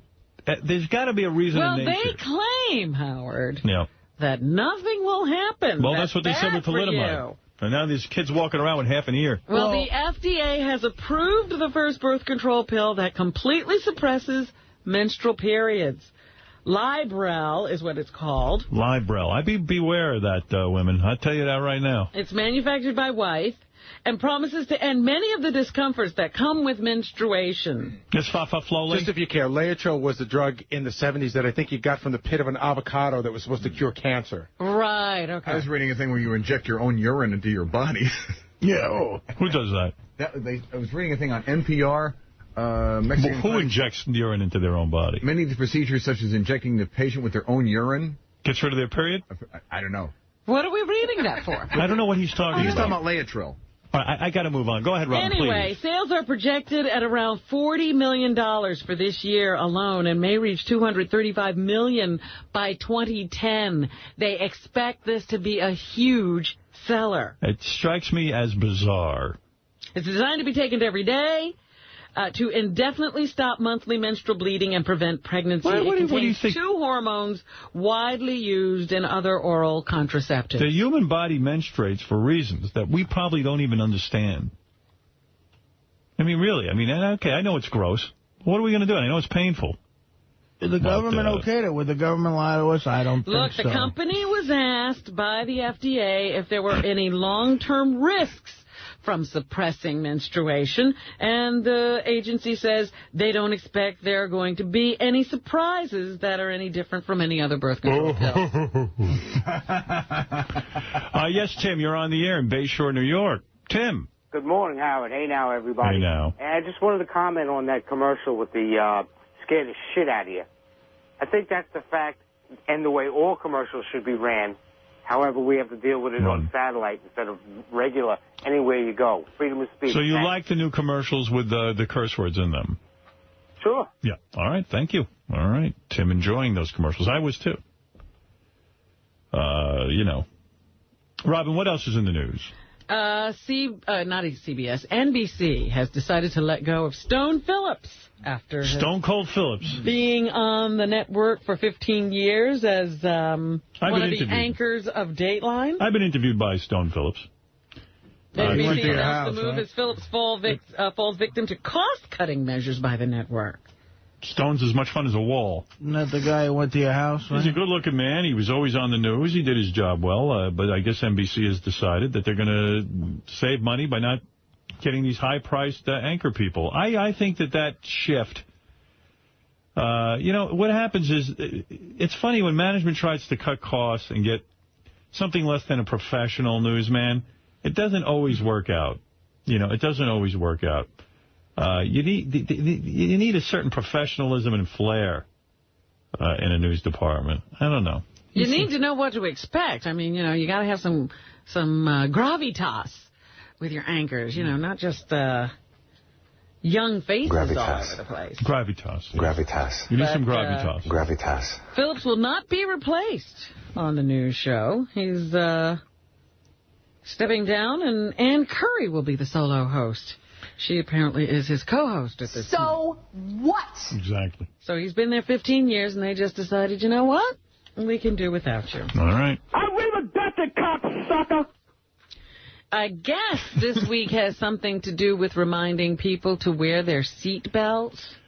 And New Jersey Governor John Corzine is now like the poster boy for wearing a seat belt. He's still hobbling around on crutches. And he says now he's chomping at the bit to talk to passengers in cars about buckling up as they start the summer driving season. He was one of the victims of not wearing a seatbelt when he was in that car crash, broke a number of bones last month, and is now a real champion. It also helps if buckling up. It also helps if you're not going 93 miles an hour as he was. Well, if you're going to go 93 miles an hour, you definitely need a seatbelt. To buckle up, that's right. And they also, I think they caught video of the president running around in a truck he was driving, and he wasn't wearing a seatbelt either. So See? All these politicians flaunting the law. In light of the fact that Stone Phillips is leaving the NBC News Dateline, I will play. This is Stone Phillips singing to Katie Couric on the Today Show. Oh, yes. Here is Stone Phillips doing a song. And how often do you get to hear him do a song? The stars give thanks to the night. That's what it says on the painting here in my house. And, Katie, that's what you'll be doing.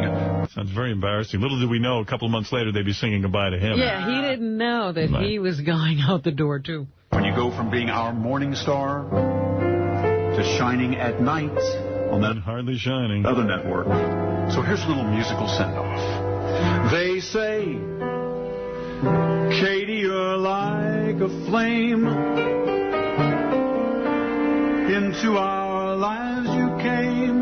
Maybe this is why they fired him. I have douche chills that start at my feet and go all the way to the top of my hair shafts. What are you, a homo? Ow! Whose idea was this? I mean, did somebody come to him and say, look, Stone, we got this great idea? It must have been someone who wanted to see him get fired. And in your eyes we see. All right, enough of that. Wow. Did you see the story in the paper today about the police officer who has been accused of letting a porn star out of a drug charge? That's right. You got a blowjob. For allegedly. oral sex. Allegedly. She claims on her blog that this actually happened. She got pulled over. The officer asked her if she had any drugs, and she voluntarily offered up some happy pills. And the officer told her a drug charge would mean she couldn't leave the state. Barbie Cummings replied that that would be bad for her because she frequently travels. She said she told him she made dirty movies, and he said he wished he had gotten into that industry. So then I guess he asked her what would he have to do to be with somebody like her. They did the deed, and apparently there's pictures and videotape of it. She, you know, So a lot of these, let me wait a minute, I got to tell you, because a lot of these police officers drive around with a video camera in the car. Right. It was his video, and he sent it to her. Manage yourself. So let me, because I listen, what do I know about being a police officer? You're not allowed to get a blowjob and rip up a ticket?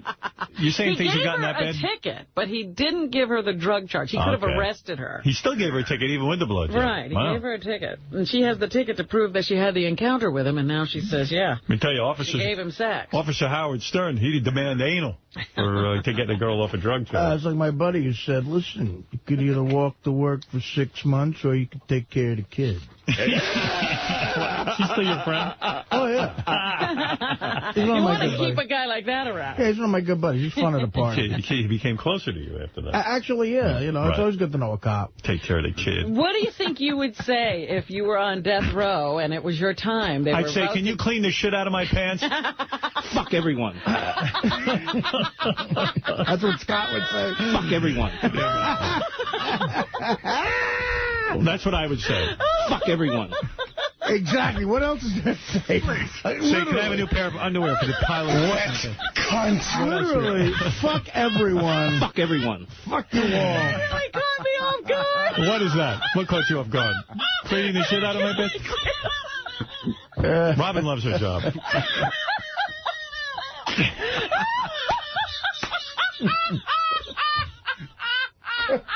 You didn't know there was an answer. Obviously, I've thought about this. Oh,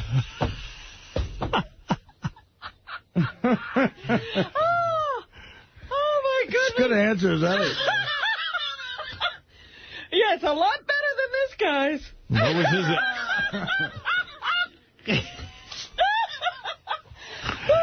I won't even be able to read this. I can't see. A guy in Phoenix, they were giving him the lethal injection.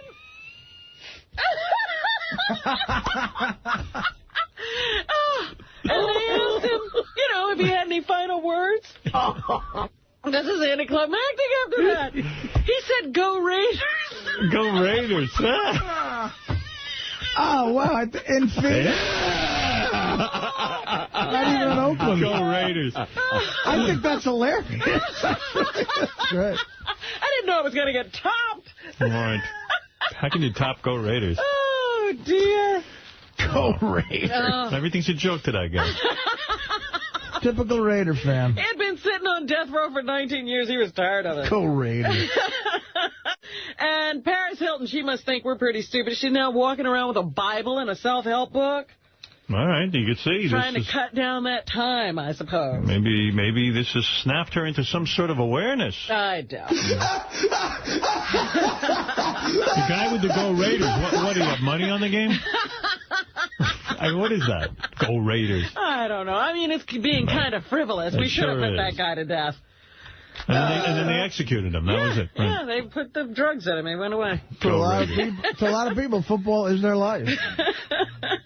Go Raiders. How sweet. That's amazing.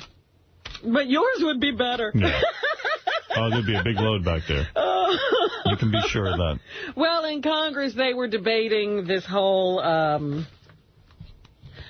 surge versus funding the troops situation. Congress is, the democratically held Congress is against increasing the time that troops are on the ground in Iraq, and they wanted some time limits set up before they approved funding. Yesterday, they came to a compromise.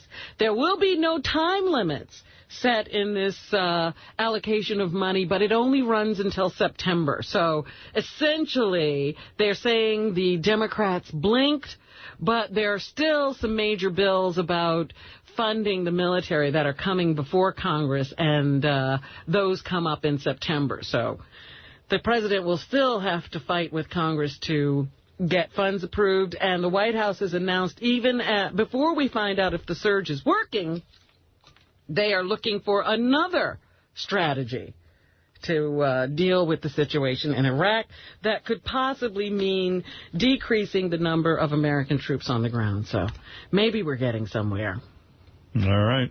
We'll see. Here's Senator Lindsey Graham. They're also talking about immigration still in Congress, and he says a guest worker program is crucial to the success of immigration reform. Number 4. Allowing a temporary worker program allows people from other parts of the world to make their life better on our terms. Meanwhile, Senator Bill Dorgan, he says the guest worker program takes jobs away from Americans. American workers have a big stake in this issue, and I hear precious little attention to the plight of the American workers. I think this is still playing on the emotions of voters and not really solving a problem, but what do I know? Right. Right. There was an announcement, or they released some papers from the White House that show that Osama bin Laden had talked to his man on the ground in Iraq and said, I want you to develop a cell that specifically will deal with targeting the United States. He said that to al-Zakari, the guy we killed not too long ago. So they're just releasing that information in Washington from the White House to show that there's a major al-Qaeda presence, and they have links to Osama bin Laden. Bin Laden has been directing efforts by al-Qaeda in Iraq, and he says, therefore, the president is sort of justifying that we cannot completely abandon the Iraqi situation and take the troops out. All right. Because of that. But we wouldn't have that problem if we'd never gone in. That is correct. That's what I think. You're absolutely right. All right, let's talk about something more pleasant, like American Idol. We're going to choose a new idol tonight. Well, I feel that girl does deserve to win. I've been saying Blake. So what? But after hearing her original song choice and the way she interpreted it, I would say she should win. Well, here's Jordan's final performance of this new song last night, 2-3. All right, 2-3. I can play that. Jordan, last week, I'm going to be honest with you. Wait a minute. That's not the performance. That's Simon commenting on the performance. Wrong number. What do you got there? Let me see. Where is it? Let's see. Maybe I could help you. Did I not pull it? I know I looked for it. I don't think you pulled it. Oh, darn. Yeah. You don't have it. You know, you're right. I feel terrible. Well, she did a good job. Simon talking to her last night. Jordan, last week, I'm going to be honest with you, I didn't think you were good enough to make the finals. And I want to say to you publicly now, I was wrong. Because this is, in case we forget sometimes, it is a singing competition. Yeah. And you just wiped the floor with Blake on that song. No. Wow. No, she did. Here's Ryan Seacrest cracking a little joke as Paula discusses her nose injury, 2-4. Yeah, what is with that Paula? I mean, honestly, someone ought to have her maybe looked at. Spade. I'm just bruised. I tripped over my dog, Tulip. What's the dog? Tulip's fine. She was snoring. So the is okay. All right, we got it. So the bitch is okay? Yeah, I guess that's what he said, and they bleeped it. Yeah. That's what's wrong with Idol and Bruce Springsteen doing Idol. No, he said that on American Idol last night. That's why I'm surprised in the news they bleeped it. Oh, you mean that came out unbleeped on American Idol? Yes. Wow. And I guess... does anyone believe that Paula Abdul tripped over a dog and broke her nose? I can believe she tripped over a dog, but falling so hard that you break your nose, there's something wrong with that. Yeah, like she didn't break her fall? Yeah. I don't understand that. All right. But nobody's explaining it to us. She's odd. There was a girl who works on the TV show The Office. She was at a club, and she fell and broke her back. And I thought, well, that's weird. How would you fall off the club? Right. How do you fall in a club and break your back? You ever see some of these dances these kids are doing, Robin? And Chris Daughtry returned to the show last night. Here's a little bit of his performance, 2-5.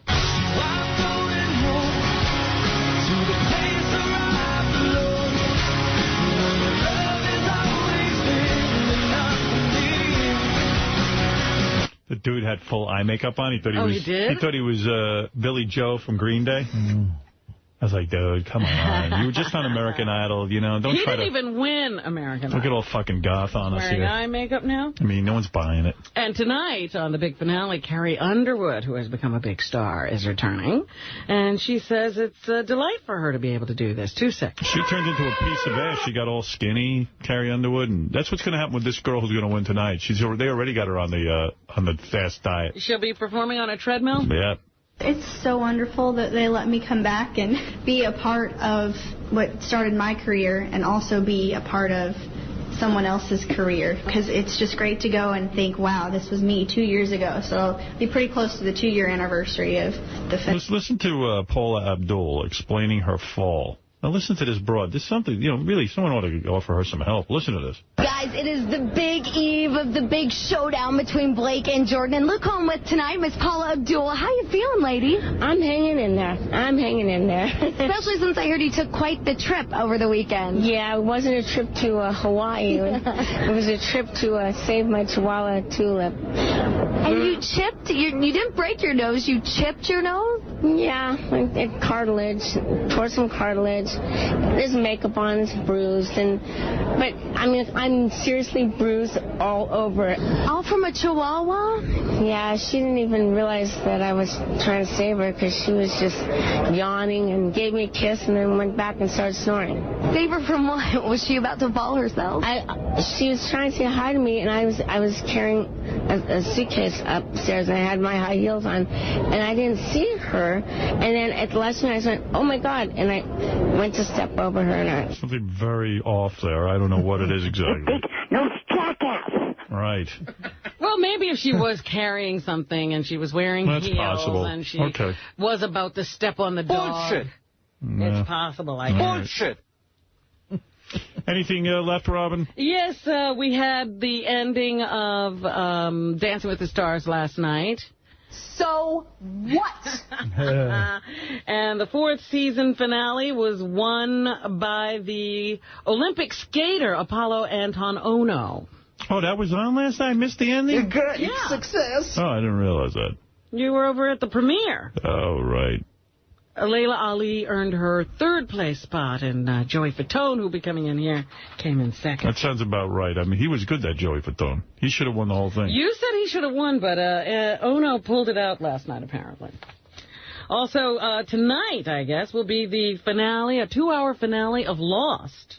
I'm looking forward to this. I'm going to tape it, of course. I'm not going to stay up and watch it, but I will tape it.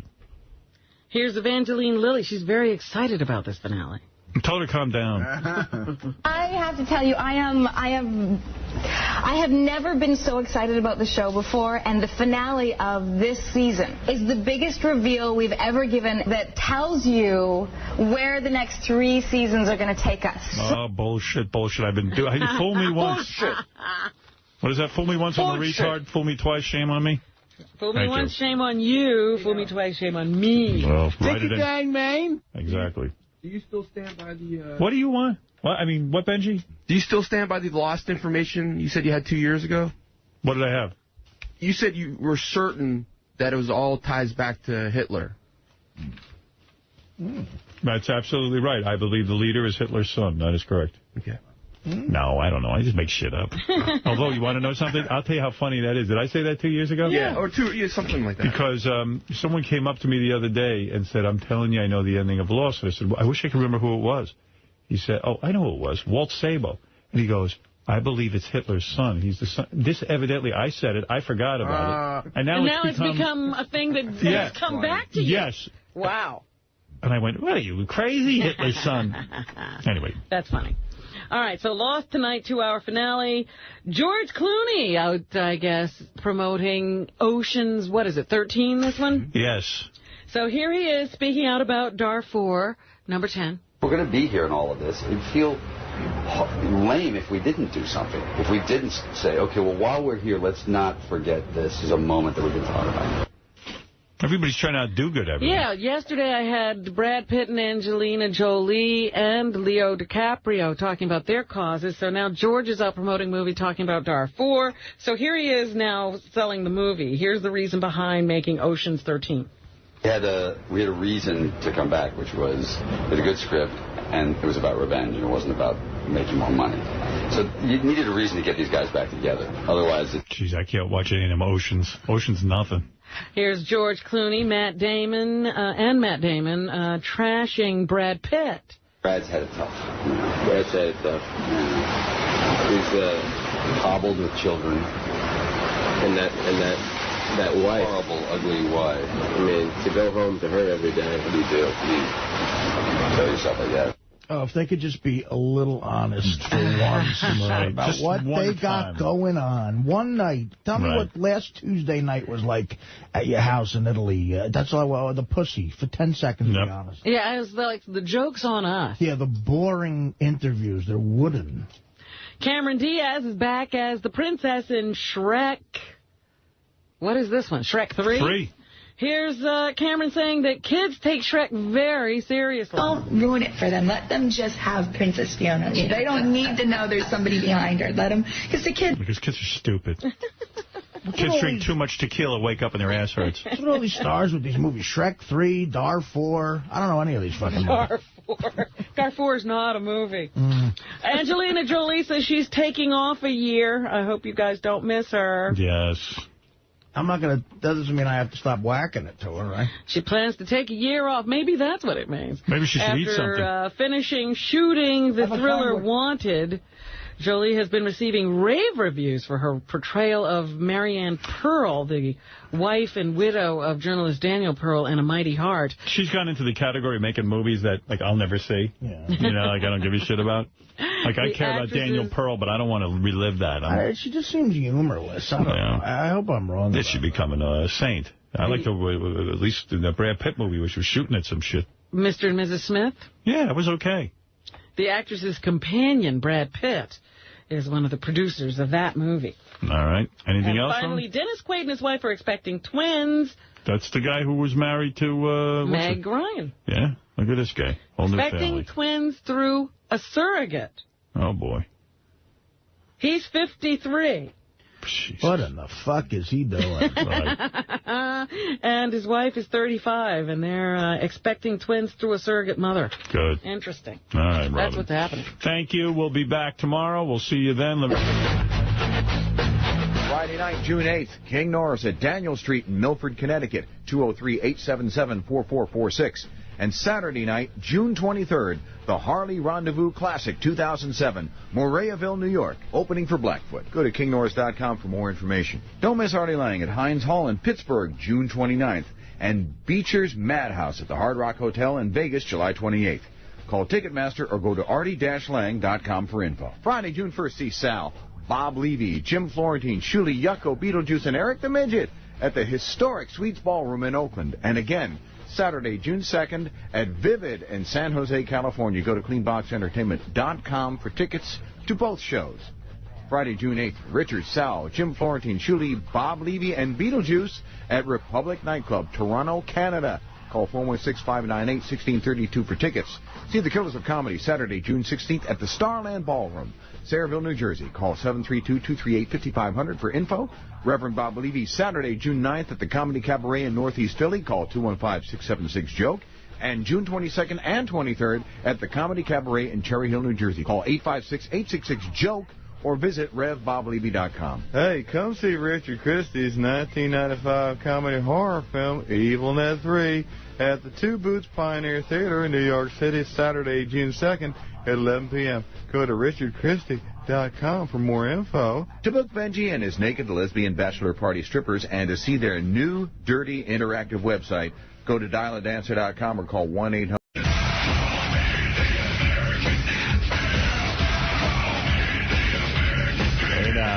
Good morning, everybody. Welcome to the world of Sirius Satellite Radio, where we are uncensored. That is very important. Freedom of speech. Let's say motherfucker, just like that. Awesome. All right, well, good morning, and how have you been?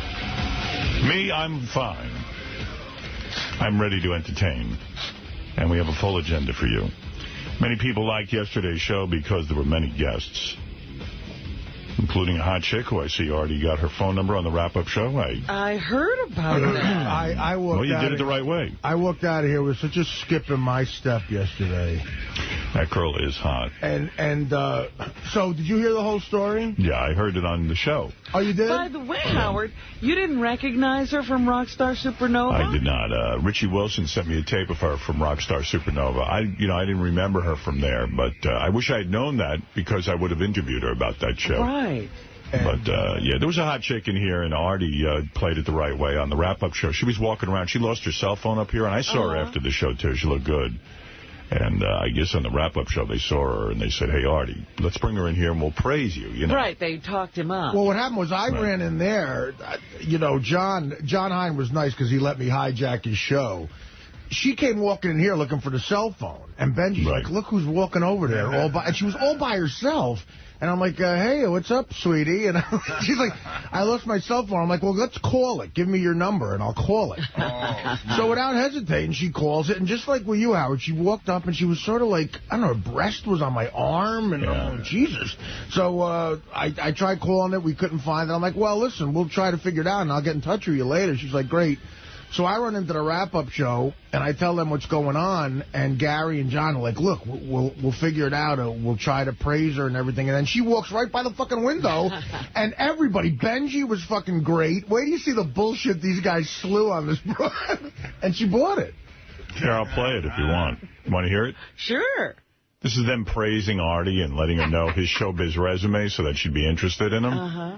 What page is that again, Gare? I just had it. Gary, page 2, far right column. And all. Yeah, thanks. It's in bullshit brown. It actually is. Okay, now, wait a minute. Let me ask you this, because I need people who might be smoother at this. What do I do now? Let her sit down. John and I will just talk about her and the band, and we'll start to, you just casually throw it over to Artie. All right, so we're not, but you just... All right, so, we know what to do. So Perry Farrell was great today. Jenny, come on and sit down. Jen, everything all right? I know you lost your phone. Everything cool? Sit down for a little bit. And Jenny, you're the keyboardist for the band? Yeah, I play keyboards, guitars, and I sing. And how long you been in Perry's band? Not very long. I'm just a new joiner. I've only been about a month and a half. And what did you do before you were working with Perry? I did the whole Rockstar Supernova thing. Do you feel pressure being on a network show like that? Yeah. I mean, Artie, you can relate to that. You do it all the time, practically. Artie, you have Letterman tomorrow. Do you feel pressure when you go on Letterman? This is your second or third time on Letterman? This is my third time on Letterman. So do you feel pressure when you go on? Well, listen, you got to be a pro about these things. Now, what are you promoting? Are you promoting? He's right, though. He's right. Yeah, right. See, they're bonding already. He's right.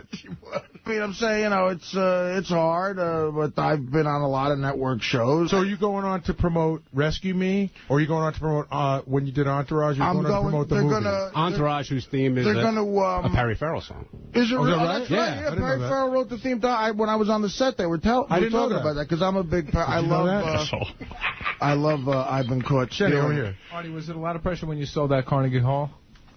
Well, yeah, I mean, look, that's a different kind of pressure. But you guys are using the word pressure, dude. You're like a multi-millionaire. The worst that will happen, you don't have a great night on Letterman. Why would you want, you're being embarrassing now. But why the worst that would happen... Why would he bring up my finances? No, but that's what I'm saying. Okay. But what I'm saying, if I what have is a bad... my financial status? Because the fact it's not going to hurt you financially. You're set for life. Yes, so? I mean, I still want to be good on a as a performer. Don't you still want to do what you want to do. You've got to do what you got to do. Right. See, they're bonding. She's defending him. Oh, yeah, they're the kindred spirits. They're both artists. Benji was particularly good. You're not a sellout. She's not a sellout. Right, just because like Benji's getting yelled at, and he's doing like the greatest thing ever. And he's helping. Yeah. Don't embarrass me about my money. I did the Don Rickles on him. I'm like, did you see I'm with people? Hey, stupid! Don't fucking bring up my. You're a fucking idiot. But you know what's great? She's going to hate Benji and love Artie. Right. Well, Benji don't care. He's already spoken for. We don't do what we do just to make our buck and then get out. Hey, Jen, we don't do what we do. I mean, her and Artie. Right. See? So the magic's already there. I know. It's a we thing. Oh, great. Hey, Jenny, how long are you set for? Maybe like tomorrow afternoon. Look, I mean... Perfect, Artie can fix that. Money is money, Benj. I understand, but that's kind of a shallow way to look at it. I mean, you're an artist, right, Jenny? I mean, and so am I on a lot of levels, and it's not about the money. I want to do well on Letterman tomorrow. We don't do this because of the money, even though we all of us hope to make it big and make a lot of money and be rich for the rest of our lives. But that's still not why we do it. Right. Because...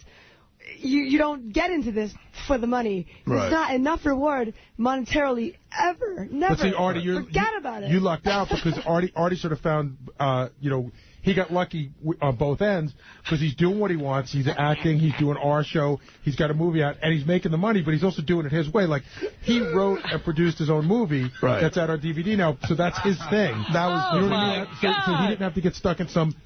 studio movie, play some dumb part that he didn't want to be. It's his movie. He wrote it. Listen, I still want to do well because I have a lot of fans that come out to these shows, too, and they expect... You know what I do? It's like what Joe DiMaggio said. There might be somebody out there who's never seen me before, and I perform for that person. She's like, yeah, like me. Oh, That is grade A bullshit right there. Oh, my goodness. Do you guys feel embarrassed spewing this stuff? And he did. We're guys. And he got her. No, check this out. Jenny, what about you? Yeah. I still haven't found my phone. What do you call home? I just gave up my apartment in Vancouver when I got this gig. Right. Because I thought I wanted to give up my apartment anyway. Because I didn't feel like paying all the rent. Are you from Vancouver? Yes. I love, I shot Elf in Vancouver. Are you kidding? Yeah, we shot Elf. After I served in Vietnam and won a Purple Heart. Elf. I was in Vancouver working on Elf for like 2 weeks. I love it up there. That's fantastic. Are you still in Vancouver or are you in LA? Well, like I said, I gave up my apartment there, and so I'm literally, floating free. I don't. You're looking for a place to live? Yeah, I'm looking for a couch to sleep on, man. You're in a relationship now? Or are you single? I'm single. I mean, I'm in a bunch of relationships, but I'm, what does that mean? Single. What does a bunch of relationships mean? I mean, you're in the band relationship, but no, I mean, like, I'm seeing people and stuff, but I'm not. So one in Vancouver, one in L.A.? Sure, yeah. Really? You're like a dude rock star. I know, it's great. Anybody in New York? Nobody in New York. Well, maybe. So are you staying at a hotel tonight, or what are you doing? You're staying with your friend? Right now, yeah. I mean, yeah, tonight we're actually flying out. We're taking the red eye to, out to Europe. Any other press things? We are doing Letterman this afternoon. Oh, really? But, unfortunately, myself personally am not. Oh. It's a very strange, weird situation, being that because I'm Canadian. Come to Letterman with me tomorrow. Okay. You can be part of my act. What time are you getting over to Letterman? Oh, gosh, I think it's around 3:30, something like that. 3:30, and you're gonna. Wow, I see. I'm a big rock fan. I love to watch you guys rehearse too and stuff. Like 3:30. Come on down. That would be awesome. Are you going right to the airport from there? I think so. We're checking out of our hotel this afternoon, going to Letterman, doing Letterman, and then flying out. Wow, So I would love to have taken you to dinner to a great Italian place.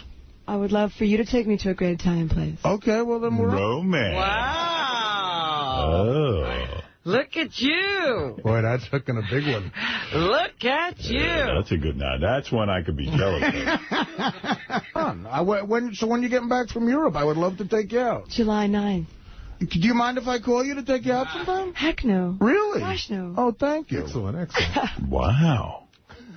Bada bing. Bada bing, bada bang. I mean, that is like but Gary and John Hine and Benji on a dime did a great job. You know what? None of you individually could pick her up, but all of you together did. You ever see Robin? That was 5 guys working on one chick. Like on the planet Earth when all those dogs surround the gazelle. And that's exactly, we are nothing but dogs. That's how, if a guy's life was on tape their entire time, you know how many embarrassing moments there would be like that? Like, I got to tell you, she's worth it. I was thinking about her. She's smoking hot. Yeah. She's sexy as hell. Yeah, no, this is, So she wasn't one of your favorites on Rockstar Supernova, Howard? You know what? I don't remember anything about Rockstar Supernova, really. I watch it, but...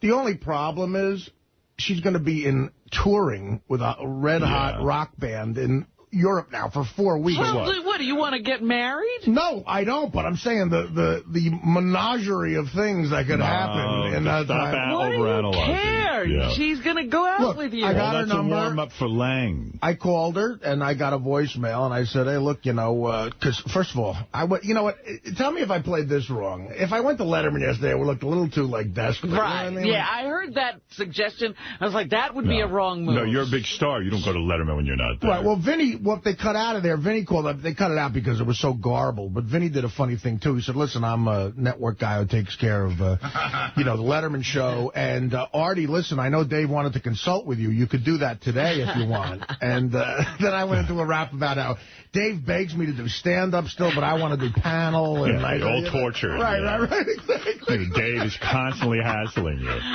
I've never met the guy outside of 2 interviews on television.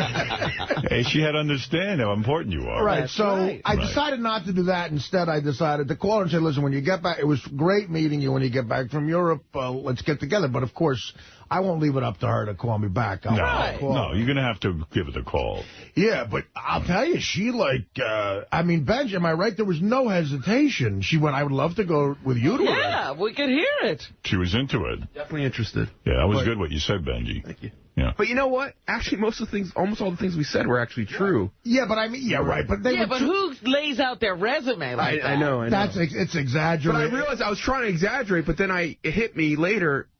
All that stuff was actually true that we were saying. Yeah, but saying it all is very obnoxious. This chick is so hot, too. And then Richie Wilson sent around a tape of her yesterday from Rockstar Supernova singing, and she's wearing a little belly shirt, and boy, she can sing, too. She looks good. Oh, yeah? Yeah. Well, Perry wouldn't have anybody, a slouch in his band. No. And then Perry came in afterwards with his wife, who got beat. He did? Yeah. He came back up here? To the wrap-up show. No kidding. And they were walking by. She was waiting for them because they were in another studio, I think, doing some sort of interview or something. And she was just walking around looking for a phone while that happened. So as they were leaving, they saw her in the wrap-up show, and they came in and said hi again. He sat down with his wife, who's... Oh, God, she is sexy, man. Yeah. Being a foot from her is different than being 10 feet from her. She is really like, that Asian sort of beautiful. Stacked. Yeah, stacked to the fucking rafters. And for a rock star, man, Perry is a real cool guy. He doesn't have that arrogance about him. No. I've met Scott Weiland a couple of times, and I wanted to punch him in the fucking face. Really? Yeah, but this guy Perry seems like a cool guy. Yeah, I've talked to Perry a few times on the phone, and he's a pretty cool guy. And, and I worked with him on that video. And you can tell he respects you, too, and what you've done and stuff, which is cool to see a musician from that era do that, because, you know, they should. He's a cool dude. Yeah, I like Perry a lot. Scott was a big son of a bitch? No, he just has an attitude. I know what you mean. I met him He's a good briefly. guy, but I saw him at a party once in L.A., and he was just like, you know. He's too cool for the room. It seemed that way, but it might have been my problem. But he is a good guy. Yeah, he really is a nice guy. He's just a little fragile. Maybe we both were high, actually. I mean, he's had real problems. Some paranoia. He goes up to cops and tells them, look, I do have heroin on me. He actually walks up and volunteers the information. Yeah. Go figure that out. That's a little Some cop, stopped him, and he just goes, yes, I do have heroin. The guy goes, I wasn't going to ask you if you had heroin. But now I got arrested you. Now you got me a better collar. Yeah. But how rarely does that even, for a guy like me, rarely does something go that smoothly. And for it to be on tape, I mean, because it's sad you're walking away from all of it, too. Because how are you going to have those guys help you when you're in Tibet or wherever you're going? Well, I mean, listen, in Italy. Let me see you pull that off in Italy on your own. In 6 years, that's the first time that happened. Hey, good things happen, but you got to wait for them. But because when you look like me, even spewing out that bullshit, eventually a chick might go, yeah, well, I don't care. You know, I'd rather fuck a hot intern. Right. Go off with one like Steve the intern. Well, yeah. Yeah, then you're screwed. So she bought the whole thing, hook, line, and sinker. All right, good for you, man. And right now she's in London, so she can't hear it. Right. Thank God. Can't be ruined. And if anybody sees her... Hey, July 9th, we'll be checking in with you. Yeah. Yeah, we'll be on vacation, too, so maybe I'll be able to... Good luck, brother. Ooh. I mean, Artie. Maybe do one of those Mandarin Oriental. Brother's fine. Bro. No, you're not my bro or brother. I'm just saying I accidentally called him. Bro is like what my uncle said from the 60s. Well, hey, I'm an older guy. I'm probably as old as your uncle. Actually, you are. That's right. So. Bro. Yep. And, I slipped, but you're not my brother. Trust me. Bro or brother. But, well, let's remember what started that ridiculous argument. That's true, too. A falsehood. Oh, here we go. It's true. You know, Robin, I throw it back on me. Robin, listen, I love you to death, but you have to admit what happened was bullshit. Whatever happened created an incredible conversation. Yeah. And you had a lot of shit on your chest that you needed to get off. That's not my fault. Thank you, my sister. Just because... Just call me sis. Thank you, sissy. When you told him that I called him a jerk, I saw his face, I saw his eyes going, this motherfucker, who I've done nothing but help, calls me a jerk. I saw your face. And you got pissed off that I said jerk, and you started going out like jerk. He called me a jerk. And that's what happened. And I was fucked. I was not the one who then turned around and said, look, you use my story on Letterman. You tell things that I tell you in confidence on the air. Oh, that was true. Those were true things. things. What am I supposed to bottle that up? You had it bottled up until I made a mistake. Conversations like that are the best things in the world for friendships. That doesn't happen here. Clear the air. It wouldn't have happened if I hadn't created that mistake. So now you're taking credit for it. That's right. You're lucky I made that mistake. Now that it's a good thing, she admits she created it. I love you, too, but I have a headache from you. Yeah, me too. Both of you. Yelling and arguing. Robin's colonic. Yeah. How's things going with your diet? Very well. Yeah, now Dr. Ronnie isn't getting on your nerves living in the house with you? No, she stays out of the way. She's busy doing her thing while I'm doing mine. She's on the computer a lot. I see that over in the green room. Yeah, she walks around with it. And she's very, very busy on that computer. She's trying to pick up Artie, too, showing him she's busy. So this is day 3 of not eating, but just having those drinks. Yes. And did you have today's colonic day? Today is colonic. Are you nervous? Why would I be nervous? I don't know. I mean, I've read reports where they say putting high-intensity water up your asshole can kill you. Right. Well, I'd be a little nervous. Operations that could, anesthesia can kill you. A lot of things can kill you. But this is totally unnecessary. Walking can kill you. Fixing your tits was a good thing. It wasn't necessary. I can understand risking your life to fix your tits. Fixing your tits. They're beautiful. So, we will go do this today. Right. All right. Well, so what time is that? I don't know. Right after this. Right after this, you go. Right after this crap, I go do that crap. They're going to lay you down on the table and get all that shit out of you. God. I'm actually jealous of you doing that. I mean, all joking aside, I have one of those days. Howard, you know this. I have such a stressful day today because that time in between this and Letterman, I don't know what the fuck. Killer. Yeah, how much time is that you need to kill? Well, I got to do the pre-interview at noon. That's the worst part of the whole process. I swear to God. And even though this guy Matt at Letterman's the nicest guy, it's so awkward for me after years of doing that to do that pre-interview. I don't know what to say. Don't do it. Well, I have to do it. Right. I mean, I do. I mean, you don't, but What I like to do is sleep. I try to get a little nap. I tried to, too, but I'm so preoccupied. Yeah. Have you taken a hotel room or something? No, I'm close enough to where I don't really have to do that. But, it's just so much nervous energy and everything. Yeah, you're in that weird position where you have to still sort of prove yourself, I mean, I go on there now, and I've convinced myself I don't have to fucking prove anything. Well, of course you don't. You know what I mean? Yeah, but I always thought I did, and I was like, let them fucking interview me. You see, that's why sometimes you forget who you're talking to. We sit closely to each other here, but there's a very big gap in our show business legacy. I did my 15, 20 Lettermans, I really had to, I know what you're going through because, and believe me, I still go through it. I like to do well on these talk shows. It's very important to me. You know what? I mean, and again, I've done it twice, and I'm a solid 2 for 2. I had 2 very good spots. You had 2 good ones. And, but it's like, you're right. It's always, you always feel you're always as good as the last one. Who are you trying to pick up now? That's it. There's always another broad to try to pick up. But when you get in your spot, Howard, you might be like, oh, now I feel I have to be good because of who I am. Right. Everybody expects it. Right. I hate it when a guy like Eddie Murphy comes on and just talks. Yeah. You got to be funny. Right. You got to do, So do you have any idea what you're going to do on Letterman? I do, yeah. I have he's a baseball fan, and I have some A-Rod stuff that I want to do. And that'll be good. Topical. Yeah, now when you go to sit at those games, A-Rod might throw something at you. Yeah, fuck him. Why don't he should throw something at the first baseman, like the ball, when he catches it. By the way, Howard TV will be following Robin today during her treatment. All the fun will be captured. Oh, they're following me all day. They're going home with me. Wow. I got so many people in my house now. Well, maybe it's good in a sense that it's got to be weird having Dr. Ronnie running around in your house. So it'd be good to have it on TV and maybe make it a little less awkward. Yeah. You know what I mean? Like, because she wants publicity, awkward. Dr. Ronnie. But it's not awkward. I don't know why you keep using that word. She's very nice. I said to Ronnie, the limo driver, yesterday, I said, tell me something, Robin. I said, now you're asking Ronnie about me. I go, all the people who really know me. Okay. Yeah. I go, would you let Dr. Ronnie live in your house for 2 weeks if you never met her before? He goes, she's crazy. Meaning you, not Dr. Ronnie. And I go, yeah. I go, well, coming from Ronnie, that means something. He's all I have to talk to. If I had someone else there, I would talk to them. That's That's my confidant. Why don't you pick up a guy on the street?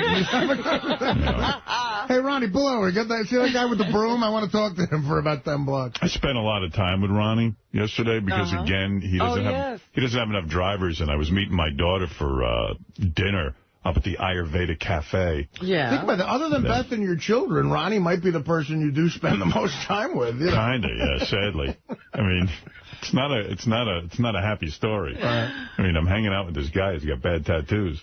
Arguably, he's the man that you spend the most time with. Yes. He's your buddy. He's your best friend. So, you know, and it's such pressure because I'm eating dinner with my daughter, and I go to her, I think I got to leave pretty soon. She goes, why? I go, well, Ronnie's been out there all day. And it's You're worried about Ronnie. Yeah, it's just like, and I really shouldn't be because I don't even, first of all, he doesn't work all that much.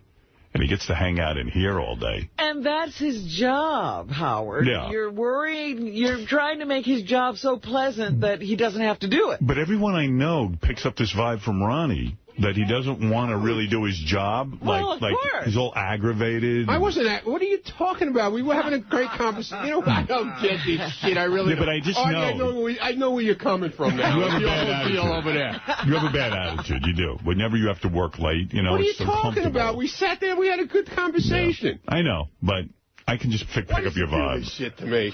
I'm being serious. It's just you have a shitty attitude. Well, so do you. So that's why we get along. Yeah, I don't know, man. You got a shit-ass attitude also. Are you saying he makes your attitude shitty because you're with him? He has a shit-ass attitude to begin with, believe me. I don't. He's not the happiest person in the world either. I wouldn't say that. I would. I definitely would. I told my daughter, I said, Ronnie's a superstar now. I said, he does appearances. He's, you know. Yeah, you might be keeping him from something. Yeah, I said, you have no idea. He's a big shot. Yeah, right. You know? Yeah, big shot. Hey, we got a great show for you today. And actually, you know who's stopping by? Cabby. Really? Him, yes. I said to myself the other day, I wonder if Cabby has finally burned this bridge because we hadn't talked about it. It's getting close. Yeah. Also, the hottest regular chick contest, which you're going to love. That's today? That's today. That's going to be fun. That's going to be awesome. I found the representative yesterday, and did you? She's such a sweetheart. The only problem is she's 43, you know. But what's that got to do with anything? Ronnie said, hey, she's hot, but she's 43. I mean, I don't want to. Ronnie found a hot 50.